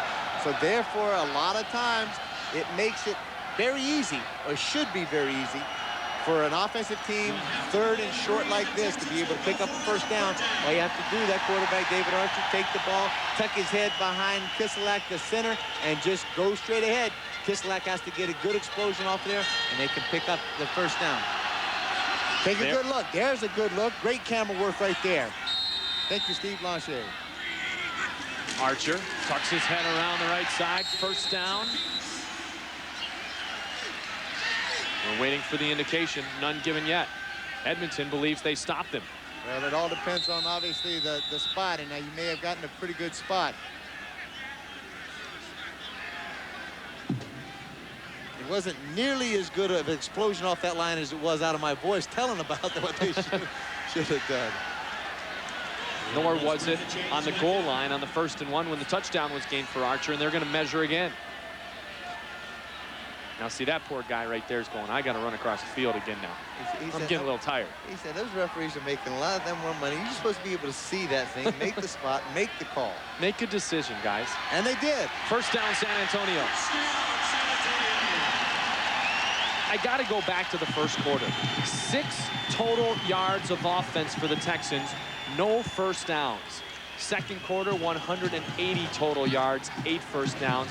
Third quarter, continuing what they did in the second. Well, this is, as you said, you have a lot of players out there that have some experience as far as playing CFL, but they haven't played a lot together. Some injuries have caused a lot of guys to bounce around, so maybe it just took them that long to make the adjustments that were required to get this game 24-20 for the Eskimos. Saunders, the ball carrier, 1st and 10 from the 39, hauled down from behind on the play.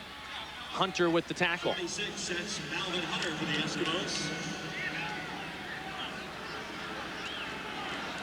Malvin Hunter, resident of Harvey, Illinois, outside of Chicago, played collegiately at Wisconsin.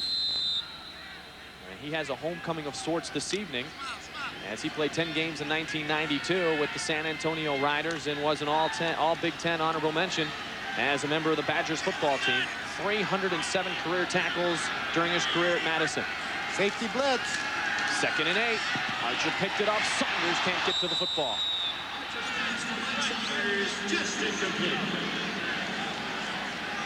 Glenn Rogers Jr. on the coverage for the Eskimos. Got exactly the read that he wanted. He got the guy running the route that he wanted. Anytime that safety leaves the middle, those backs and the receivers know right now, once he vacates it, break to the post, replace the blitzing defensive back or the blitzing linebacker. David Archer just overthrew Mike Saunders. Roman Anderson to try to make this a one-point football game. Remember, the single was earned to make it 24-20. Edmonton in the lead. Anderson with 2 late first half field goals from 41 and 49. This one from 44. He continues to be perfect in 1995. 9 of 9. Roman Anderson, 3 of 3 tonight. He has been outstanding this year, and we have ourselves a one-point football game. Third quarter continues after this.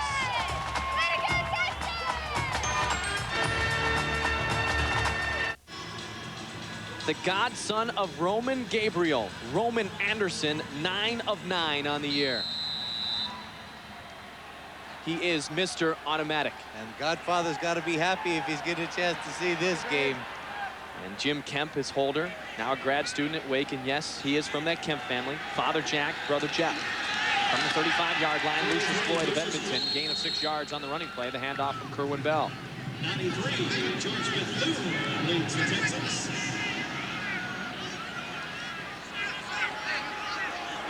Roman Anderson last year had a team record 6 field goals against Saskatchewan. He had a late set of game-winning field goals, a 44-yarder at Baltimore, 22-yarder against Toronto. His longest is 52. Bell scampers up through the pocket, runs to the outside, gets the first down yardage. Smart play. It's not pretty, but it's effective, and it keeps the balls in his hands, keeps the play, keeps the drive alive. Good coverage downfield by the San Antonio secondary. And here comes the speedster. He's going to break out, runs just around the linebacker, Dave Harper, but knows when to take the hook slide. First and 10 from the 47. Souls hit immediately, but a good first down play. A gain of about 5 yards, 4 or 5, depending on the spot of the football. Tommy Smith was in, along with his teammate, Mike Dermott, on the play. Blake Dermott with the play, and he is down on the football field.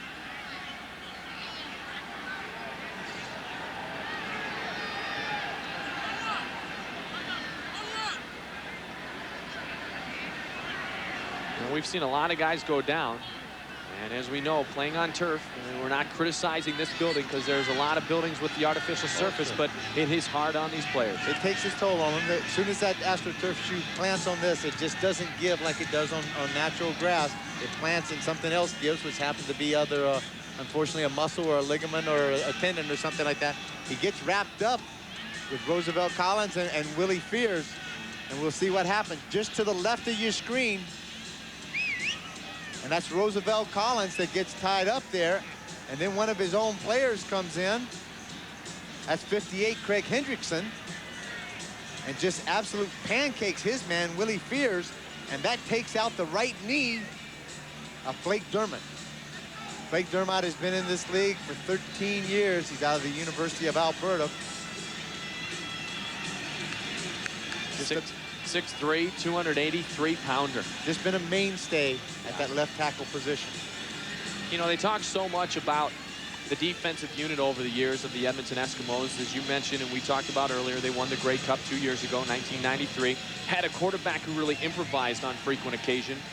The man was Damon Allen, who is now elsewhere in the CFL. And with Kerwin Bell, a more natural quarterback, more like a David Archer, more traditional, this offensive line is going to be tested in different ways this year than they have in years past, Kev. This is what I feel, and is my opinion, of the fact that these guys are out there. Dermott's been out there for 13 years. Rod Knopf 14 years.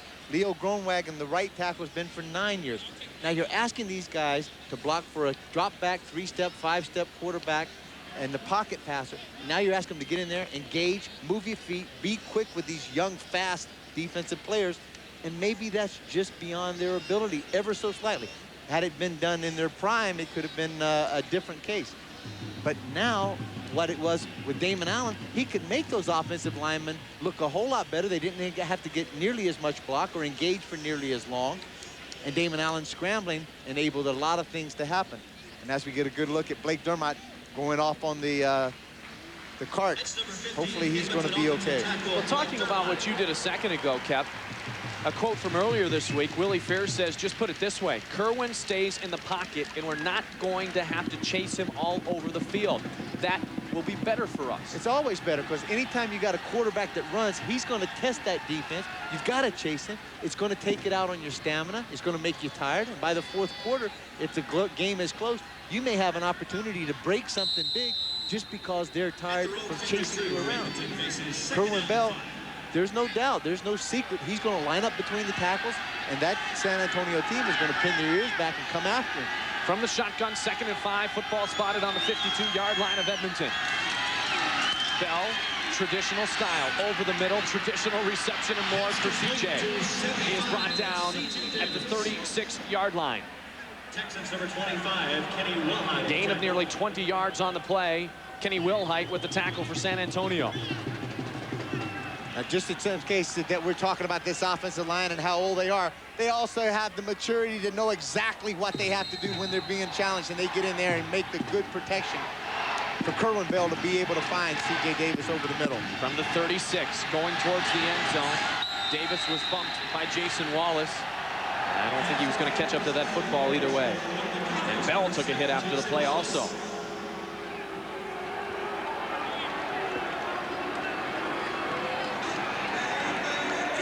Blake Dermott seems to be being transported to the Edmonton locker room.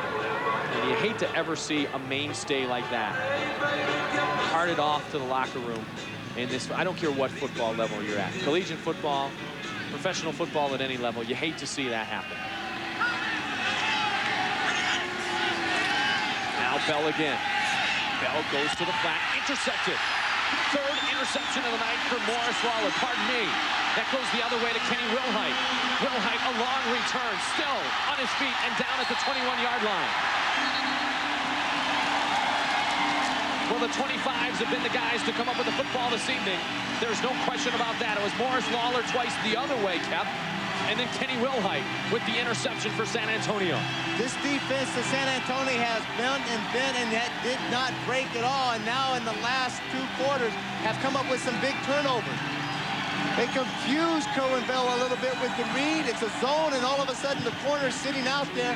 He reads the ball, plays the throw, makes a good jump and a good break on the ball as it's thrown in the air, and then makes an excellent return as he has a lot of help out front. Kerwin Bell does a good job of slowing him up, getting in front of him. 65 yards on the return. Football, 1st and 10 on the 20, incomplete. Now, Kenny Wilhite with a fine defensive play in his 4th CFL season out of Nebraska. Wilhite spent most of '94 as a reserve defensive back, and he earned the job in training camp, and you saw just why there. Read that play from the get-go, and the 25s have combined for 3 interceptions on the night. Morris Lawler of Edmonton, 2 in the 1st quarter against David Archer, and now great field position for Archer, and a chance for San Antonio to take their first lead. On 2nd and 10, Archer steps up, avoids the sack, now dumps the football just ahead of the hands of Tony Verse. That was just so close to being an unbelievable playground type of play. The heat is going to come. They try to pick up all the blitzing. David Archer feels that, steps up into the pocket, and right at the last minute just kind of shot puts the ball right ahead up in front of Tony Verse. Just past the outstretched hands. And guess who's coming on the field again? Roman Anderson. The man of the night so far. He has made 3 already from outside 40 yards. 9 for 9 on the season. This will be a chip shot for him. About a 27-yard field goal attempt. Anderson, the kick is up, and he is 10 for 10 on the year. Roman Anderson with his 4th field goal of the night, and San Antonio has their first lead.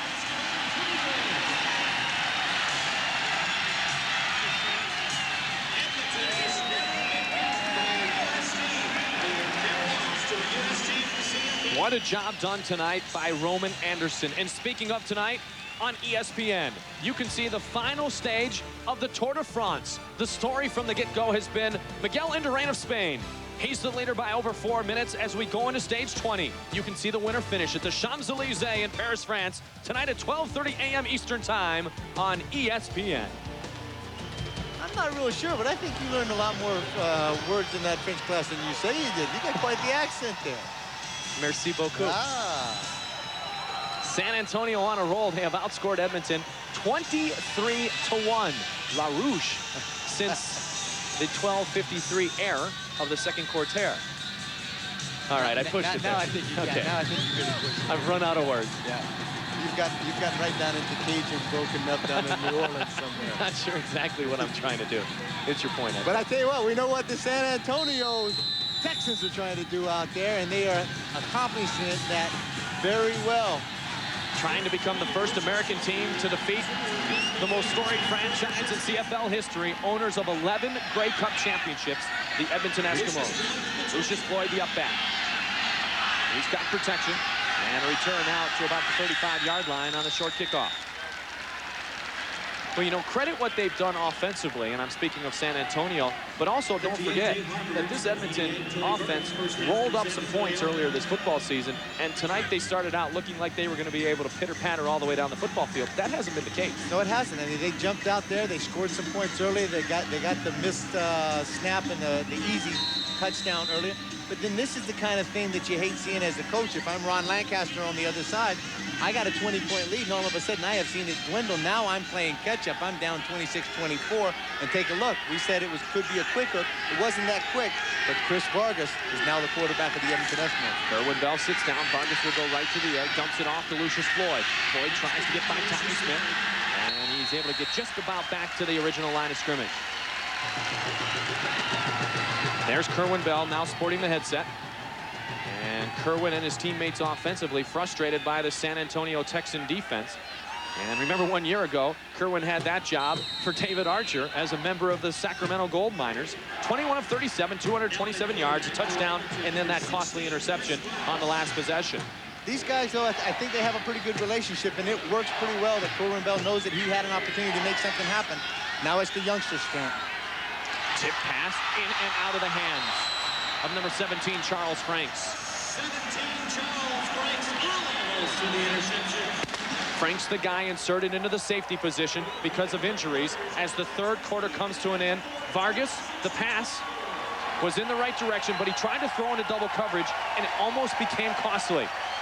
Well, we have certainly seen a turn of the Big Mo. Momentum now in the favor of the San Antonio Texans. They'll take the lead into the fourth quarter when we return to the Alamo Dome.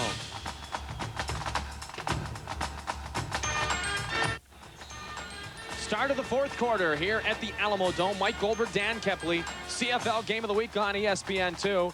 Good comeback, and now getting the football back to San Antonio Texans. Football away from Kenny Wilhite. Bounced and played at the 31-yard line. On the return, Jimmy Lee, and he is brought down after a return of about 4 or 5 yards at the 36. 23, JP, you say that right. Escuerdo. Escuerdo. I said it right before. Escuerdo. Don't make it tougher than it looks. Well, you know, this is like part Italian, maybe a little part Spanish, and you are obviously a Frenchman. Oui. So, I mean, huh? Oui. Comment ça va? Comme si, comme ça. There's number 39, Bobby Humphrey, NFL veteran. Bobby Humphrey is one of 5 players left from the original Sacramento Gold Miners team. In this now the third year of CFL play for this same ownership.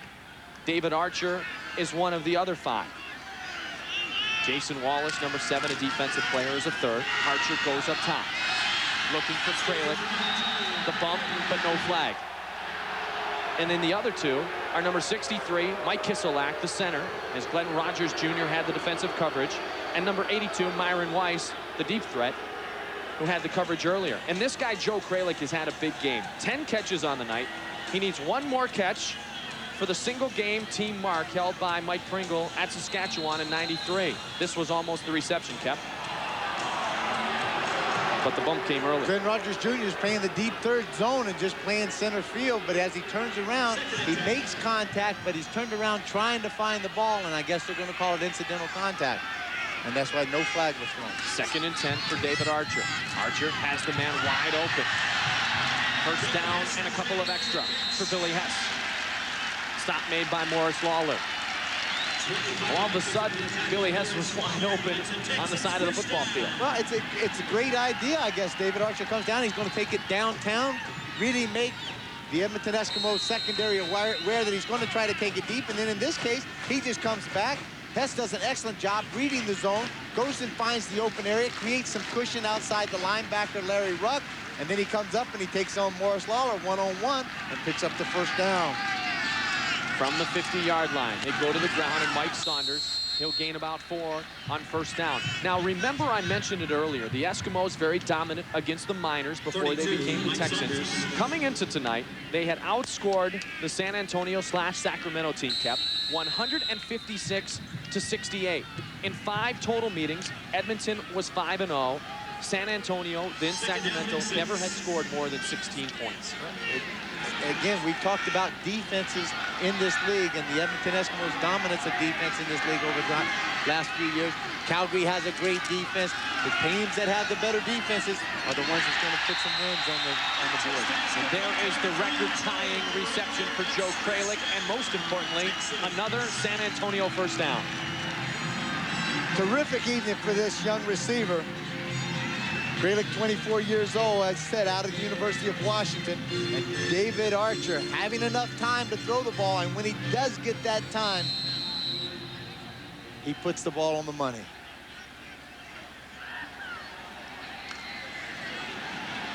Joe Kralik, his 11th reception of the night. The former mark was held by Mike Pringle at Saskatchewan against the Rough Riders and Regina in '93. Now Archer on first down and near another first down. On the reception that time, number 21, Jimmy Lee. And the running back used sparingly.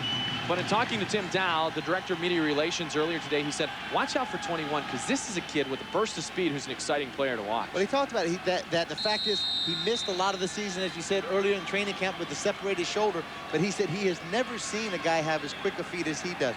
In his senior year in high school, in college, that he was a halfback and a wideout, so he is used to running and running fast. Played collegiately at Rice. Now on 2nd and 1. On the ground, first down yardage gained again by the Texans. And this looks like such a different football team. And Singor Mobley makes the stop, as the one we saw in the first quarter. But if you think back to the first quarter, Kep, it really wasn't a dominance by Edmonton. It was big-time mistakes, turnovers, bad snap that turned into a touchdown for Edmonton that really was hurting San Antonio. It sounds really simplistic, but Edmonton just played football. They just capitalized on the things. When they were given an opportunity, they made something happen. Unfortunately, San Antonio gave them too many opportunities, and they did score some points. Now, in this case, San Antonio, David Archer, and his defense are making and creating their own opportunities.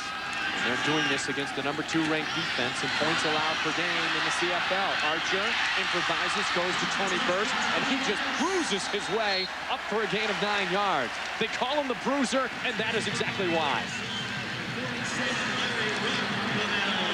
Bruiser tips the scales. As they said, he's about 220, 225, and Morris Lawler comes over there about 185. And it's just like feeling what a derailed train is all about. Archer now works it after the gain of 7. 2nd and 3. Football spotted on the 25-yard line of Edmonton. They go to Mike Saunders, who gets a good surge on the left side of the line. First down, San Antonio. Mike Saunders out of Iowa, the ball carrier, came in as the top rusher on this team. In week 1 against Shreveport, he ran for 169 yards. Great surge off that left side. It's the Berg buddies. John Buddenberg, the left tackle, and then all of a sudden, Darren Muhlenberg is the left guard, and those guys got off the field and got up the field, and Mike Saunders got right behind him, picked up the first down. This is what possession drives are all about. 1st and 10 from the 20. Saunders again. This time he's racked up trying to go to the right side of the football by David Bailey, number 90. David Bailey, just a quick move off the snap of the ball. Quick arm swing. Swims over his the center. Gets behind. Good penetration. Grabs a hold of Mike Saunders before he even has an opportunity to get those big, powerful legs moving. David Bailey, the former All-Big 8 selection at Oklahoma State. Honorable mention All-American his senior year. Also played for the San Antonio Riders, year of the World Football League. 5th professional season, 2nd in the CFL. Brings up a 2nd and 10, no gain on the run. So Archer to work from the 20, 2nd and 10, pressure on, he avoids the rush. Now Archer tries to improvise, dumps it off to an open receiver, in for the first down and more. No, they will spot that he stepped out of the football field short of the first down. Number 21, Jimmy Lee with the reception again for the San Antonio Texans. Here's what happens when you just take David Archer for granted, and that's exactly what Malvin Hunter did of the Edmonton Eskimos. He came inside of David Archer and just allowed him to break outside of containment. Just as he passed it was just to the left of your screen. David Archer was able to slip outside, forced everybody else. The linebackers, Larry Ruck, had to leave their area. They come up to try to contain David Archer, and there stands Jimmy Lee. And all he had to do, play pitch and catch. Jimmy Lee catches the ball, jumps out of bounds, makes it 3rd and about a yard. Good call by the official. You can see the foot on the white part of the field. Bring up another chip shot for Roman Anderson. He's 4 for 4 on the night. From 19 yards, Anderson, a perfect 11 of 11 on the air. He has racked up some points for the homestanding Texans, and now the lead has been extended to 5. 29-24, 8:38 remains. 29-24. At one point, if you joined us late, the Edmonton Eskimos led the San Antonio Texans 20-0 in the football game. But it has been all Texans since that point, and the big man has been Roman Anderson kicking the football off. He's contributed 17 points to the attack. Run back by Lucius Floyd, gets back to about the 33-yard line. You ready for this? This is a bit staggering, Parker. Second half, total offense, Edmonton with 70 yards. San Antonio more than doubling that, 150 yards of total offense. David Archer finally, whatever confused him and gave him some troubles in the first half, went in at halftime or when it started the 3rd quarter and started making the kind of adjustments that need to be made. And when you do make that, it just shows you, and you can see it on your screen tonight, that's what can happen with your productivity. You put points on the board, next thing you know, you're in the lead. Vargas is the quarterback again. He is the CFL rookie. He goes to the flat. Reception made on the play by Shalon Baker. Nothing really fancy there, just a hitch pattern outside. They're trying to get some blockers out, but I'm very impressed with the speed of this San Antonio defense in pursuing to get out there. It's only a pickup of about 3 or 4 yards. Out to the flat, and then Baker forced out of bounds. Now on 2nd and 5, Vargas over the middle, through the hands. The intended receiver was Nick Mazzoli. And these are some of the things that we saw now. Is that like the two teams have traded places. The mistakes that San Antonio were making in the first half are now starting to happen with the Edmonton Eskimos. Drop passes, passes going through guys' hands, little tip. Vargas had the time, delivered the ball on the money. Nick Mazzoli just could not come up with the reception. So a punting situation forthcoming one more time for Glenn Harper out of Fort Garry, Manitoba. On the bounce, fielded at the 28-yard line. Jimmy Lee. Lee finds the sideline, could return. Lee still on his feet. Breaks the tackle of Harper, caught from behind on the play by Michael Soul. Great return for Jimmy Lee. And the Texans have some fire here at the Alamo Dome. They'd like to strike and put more points on the board when we return. 29-24, number 21 is Jimmy Lee, and this is a 37-yard return, and he showed us a burst of speed down the sidelines. The guys went in and made a good break on the ball. He got a couple of blocks downfield. A lot of people are expecting him to jump and take it out of bounds, but not Jimmy Lee. He breaks it back to the middle of the field and picks up 37 yards. Exciting player out of Rice. We mentioned it earlier. Good field position, 45-yard line. Archer goes near sideline, has his man Joe Kralik for yet another reception. And that sets the single-game record for Joe Kralik. What an evening he has had catching the football. Undoubtedly his most productive as a member of the CFL in his 2nd CFL season. Terrific execution all the way around on this offense. David Archer came, he won the sprint out, and he threw back to the out, and it was a comeback out where Kralik really convinced Hagan that he was going to take it deep, but then he broke it back to the out and picked up the first down. He's had as many receptions tonight as he had in the first 3 games combined. Now to the flat, gaining just a couple of yards. Bringing in the football was Mark Stock. And the tackle made by Willie Pless. We haven't mentioned Willie's name a lot. Wisely, San Antonio has kept the football away from Willie and in the direction of Joe Kralik. Take a look at the number of Joe Kralik tonight. 12 receptions, 184 yards, and 1 touchdown. A new team record. He breaks the previous mark held by Mike Pringle. Set back on August 27th, 1993 up in Regina. 2nd and 9 after the gain of 1. Archer to work from the shotgun. Good protection. Archer over the middle. Myron Weiss can't come away with the football. Archer's pass was 82 yard lines incomplete. Coverage on the play by Singor Motley.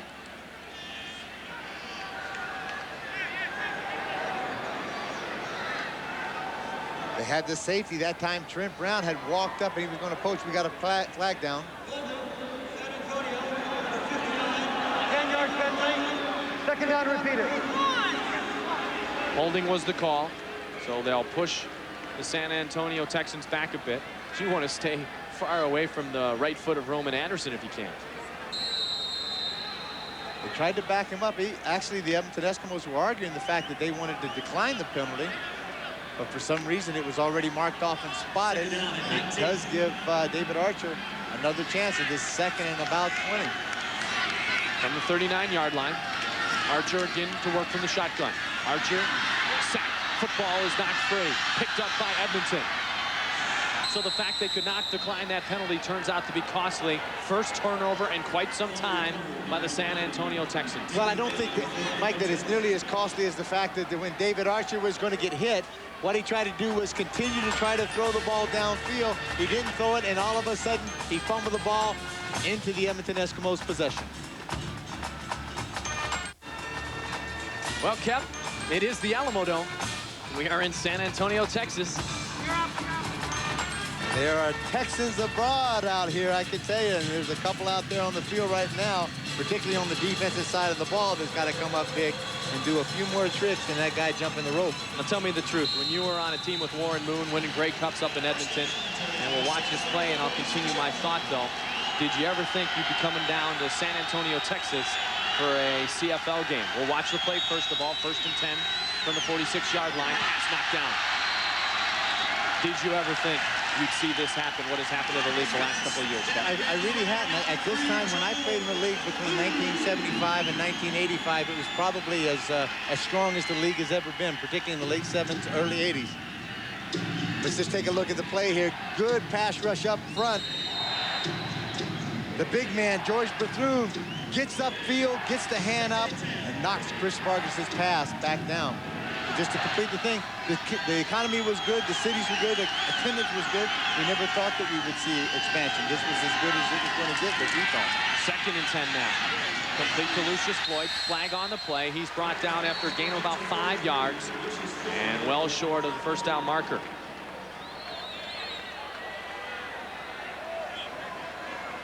Offsides against San Antonio. You talk to Larry Smith as we'll await the call of the penalty. And it's interesting. It just, you know, you're coming from Edmonton. Offside, San Antonio, number 56, 5-yard penalty, 2nd down, repeat it. Good call there. Take the penalty and just make it 2nd and 5 here. Exactly. You're coming all the way down from Edmonton to watch football now, and in really a great football state, the Lone Star State of Texas. But it's nice to see, and if it strengthens the Canadian Football League, well, that's exactly the goal of everybody. Absolutely, and I think that that's what's going to happen between this edition, Birmingham, Memphis. The Baltimore franchise is a great franchise. Now on 2nd and 5. Complete for the first down. They go to the far side of the football field.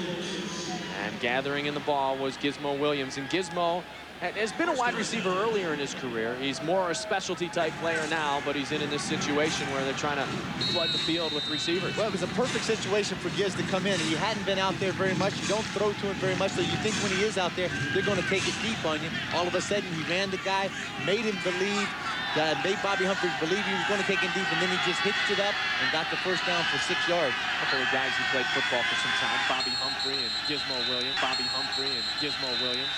Clock runs down.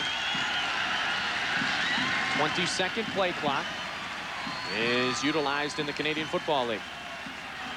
Legal procedure, Edmonton number 56, 5-yard penalty, still first down.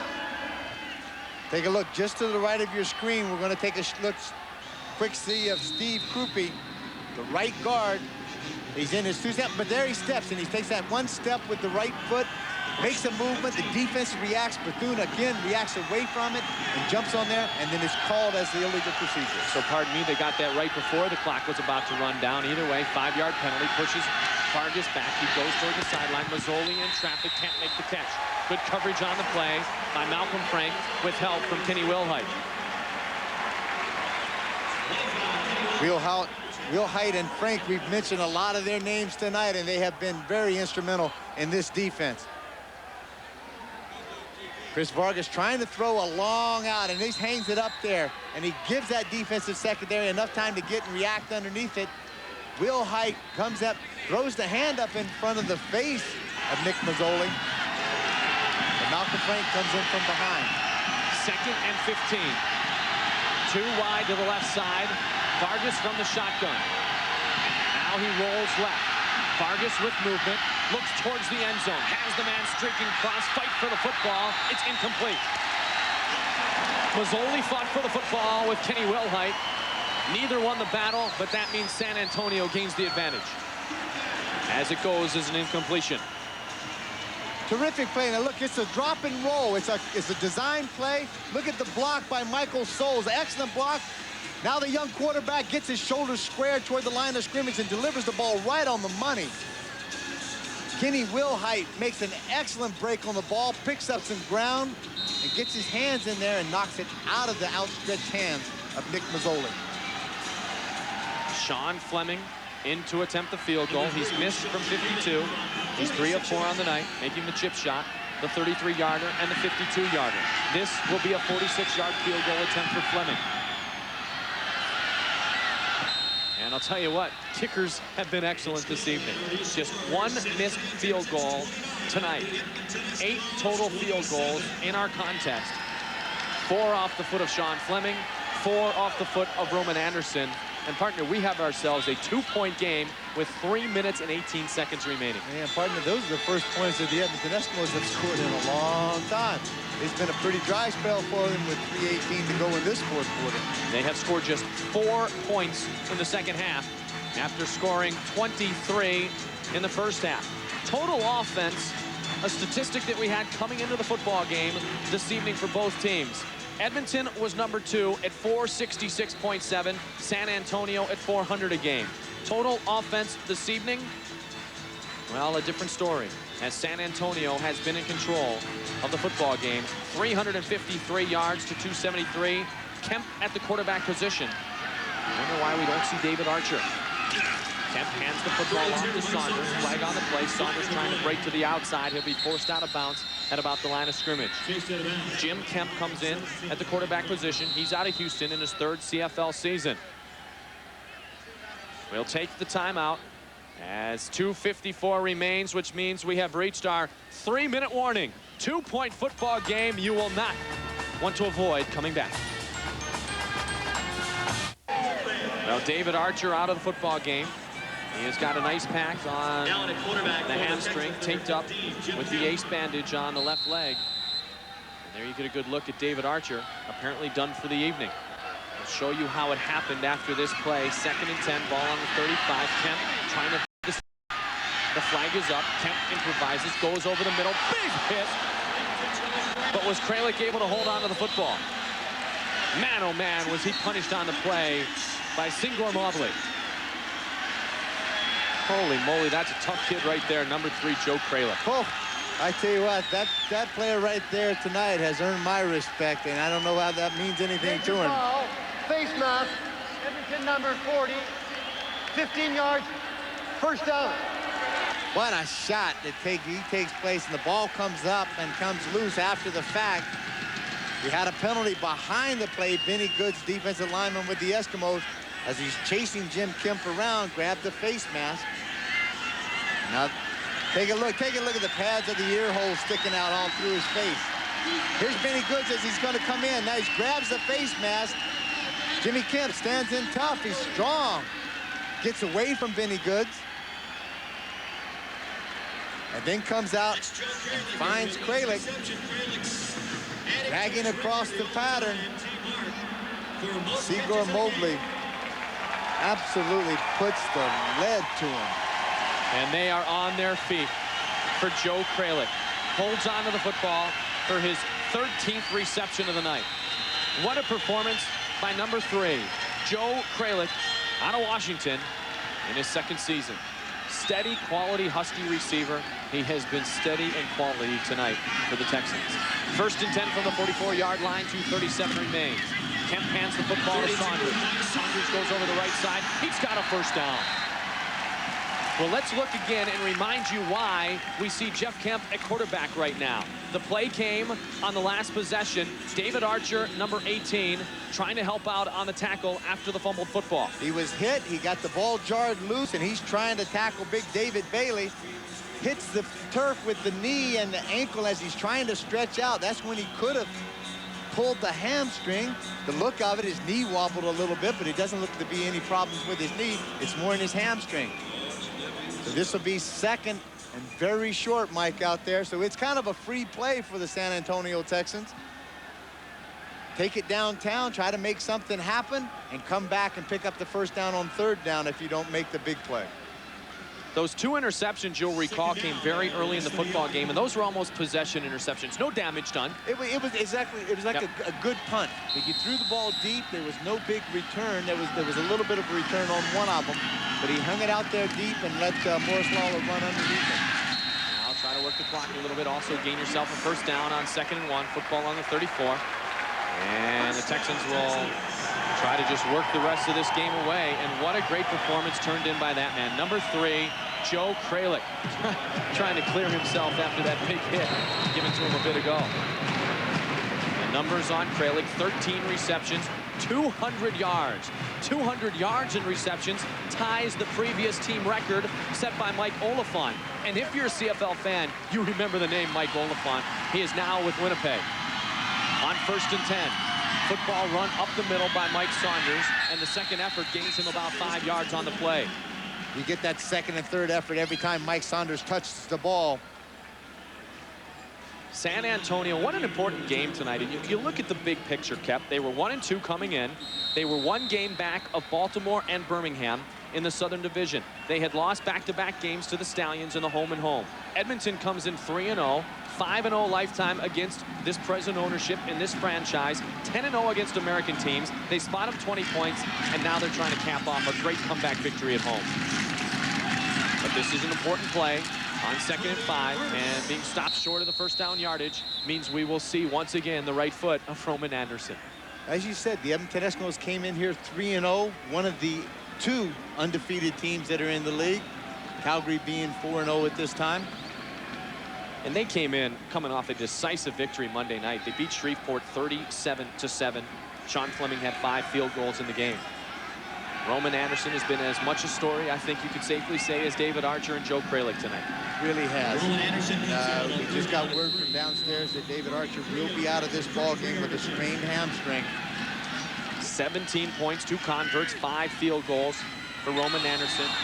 Flags down, confusion on the snap. The kick would have been good, and I have a feeling, I'm just going to predict that he'll get to kick it again and probably make it. Because that is the way Roman Anderson has been this season. 11 for 11 on the year.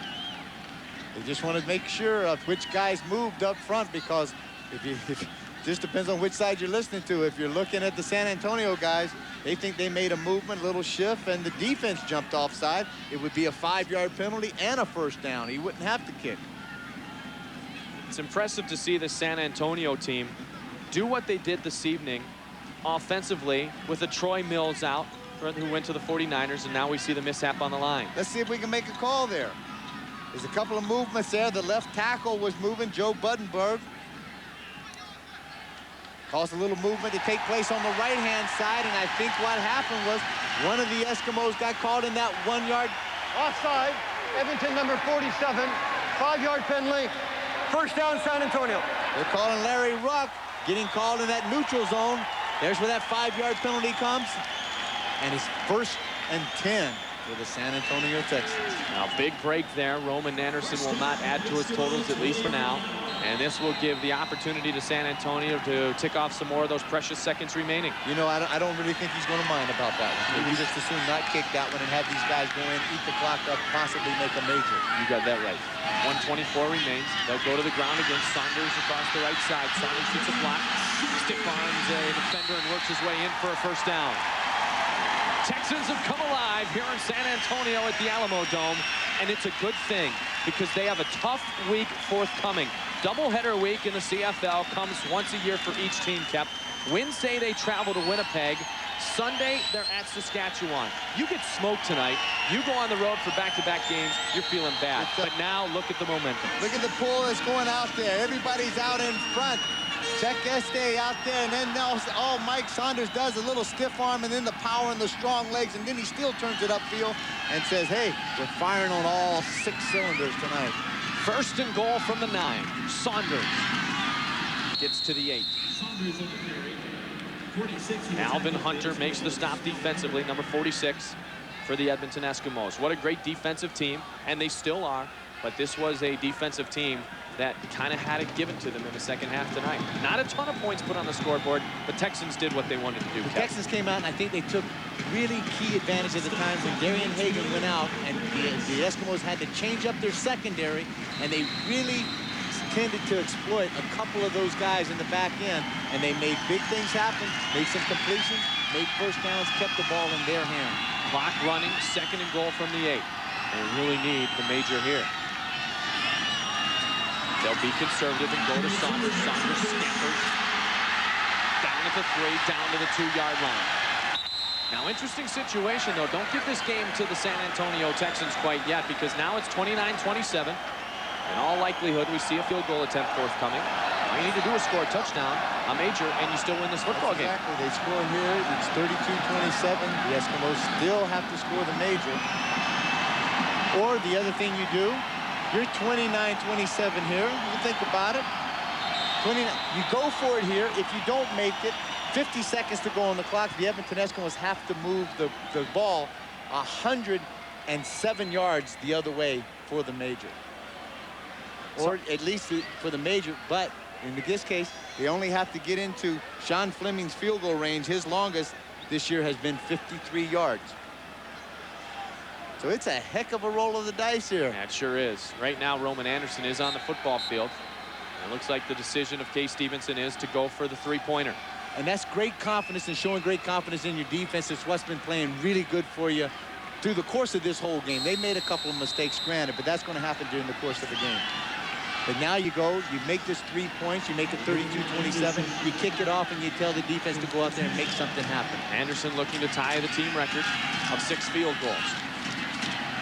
Kemp wants a timeout. The one timeout owned by San Antonio here in the second half. Timeout, Texas.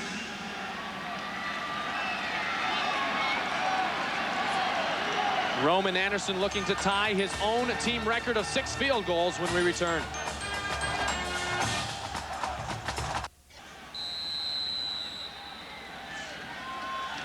It'll be a 10-yard field goal attempt for Roman Anderson. Off to the side of the goalpost a bit, which shouldn't be a problem. The chip shot is up, and it is good.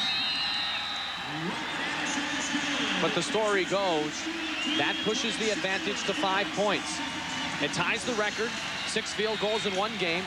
He has that team record of 6 field goals last year against Saskatchewan, the Rough Riders. But the real issue is there's still 46 seconds on the clock, and the Eskimos trail by just 5. And now the choice is they're huddling up on the sideline and the Eskimo sideline of whether to take the ball on the 35-yard line, start the scrimmage, or have them kick it off. So anytime that you see that number 2 in there with some of those other guys that are defensive players, you're looking to see guys that are out there, the intensity of making blocks to try to spring the gives for a big game and create automatic field position for the Edmonton Eskimos. They have not been able to do it tonight, to the credit of the San Antonio Texans. Now San Antonio makes the decision. Now it's San Antonio who has to do what Edmonton says they do, because Absolutely. Edmonton gets the choice of taking the ball at the 35 or having San Antonio to kick it off, right? Exactly. So Yep. San Antonio will kick the ball off from their 35. Again, it rests on Roman Anderson, his strong leg again, to try to kick that ball just about as deep as he could possibly kick it. Let's see if he kicks it away from the Giz. Comes to the near side of the field and tries to make Lucius Floyd return the football also. Roman Anderson will do just that. Kicks it away from Gizmo Williams. Floyd to pick it up on the high bounce at the 18, though. Floyd comes out, 35-yard line, same difference. Good idea, though. Roman Anderson, heads-up play by Kay Stevenson and his coaching staff. Get the ball away from number 2. And heads up by Lucius Floyd, that once he got upfield and got as many yards as he could get the ball out of bounds. Now the clock will stop, and it will not start until the ball is snapped. And it is Vargas at quarterback. Kerwin Bell is out. Chris Vargas is in out of Nevada Reno. Played so sparingly last year because he was the number 3 quarterback behind that man, Kerwin Bell, and the starter in Sacramento, who has put together a fine night tonight for his team, San Antonio, David Archer. So they'll start from the 36 with 41 seconds remaining. 1st and 10 from the shotgun. Vargas loading up the left side, complete to Sandusky.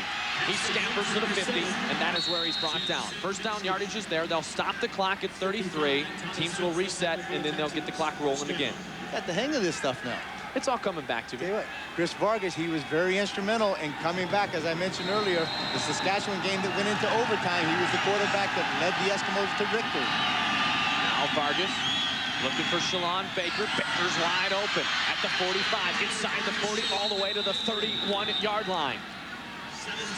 Shalon Baker, they called him the touchdown maker before. He comes up with a big reception. And moving ahead, the clock stopped at 20 seconds as they reset the chains. 2 fairly uncharacteristic plays of what we have seen the Texans defense play in the past 3 quarters.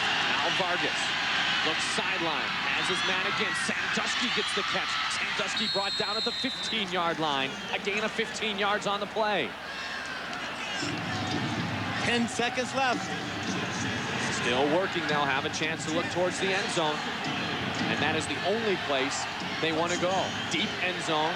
Chris Vargas, the quarterback. 3 straight completions. It's 1st and 10, ball on the 15. Vargas time. Corner, Mazzoli knocked away. Good defensive play by Kenny Wilhite. Kenny Wilhite, the man of the hour, knocks that play and knocks that ball away with 1 second left to go on the clock.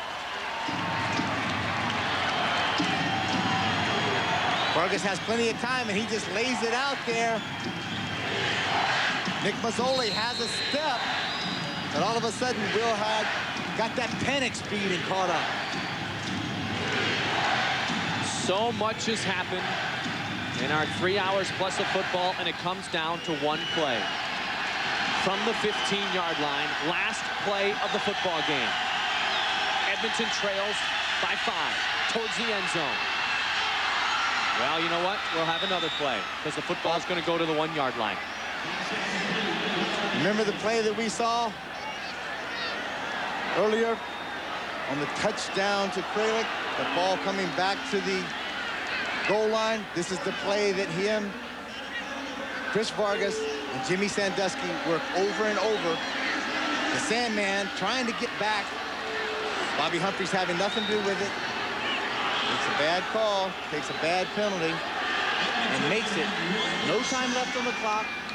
In the Canadian Football League, the game cannot end on a penalty. So now the Eskimos have 1 shot at it from the 1-yard line. 1st and goal. 1 play for the football game.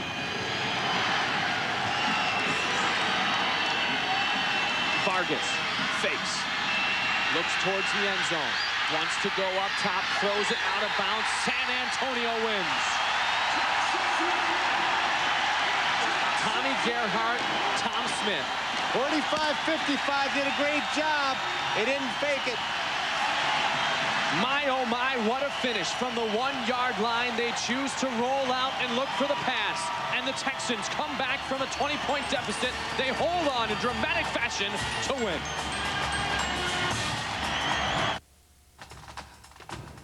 The CFL on ESPN2 has been brought to you by Kellogg's. With good taste, nutrition, and value. The best to you each morning from Kellogg's. And by Pep Boys. For quality parts, accessories, and service, come to Pep Boys, America's automotive supercenter.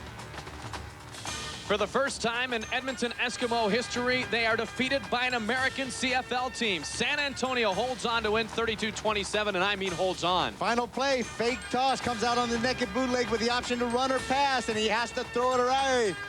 Gerhardt having nothing to do with it. Coming back from a 20-point deficit next week on the Deuce, Baltimore and Birmingham. Saturday, 8 o'clock Eastern time. Congratulations to David Archer. San Antonio wins. For Danny Kepley, I'm Mike Goldberg saying so long, everybody.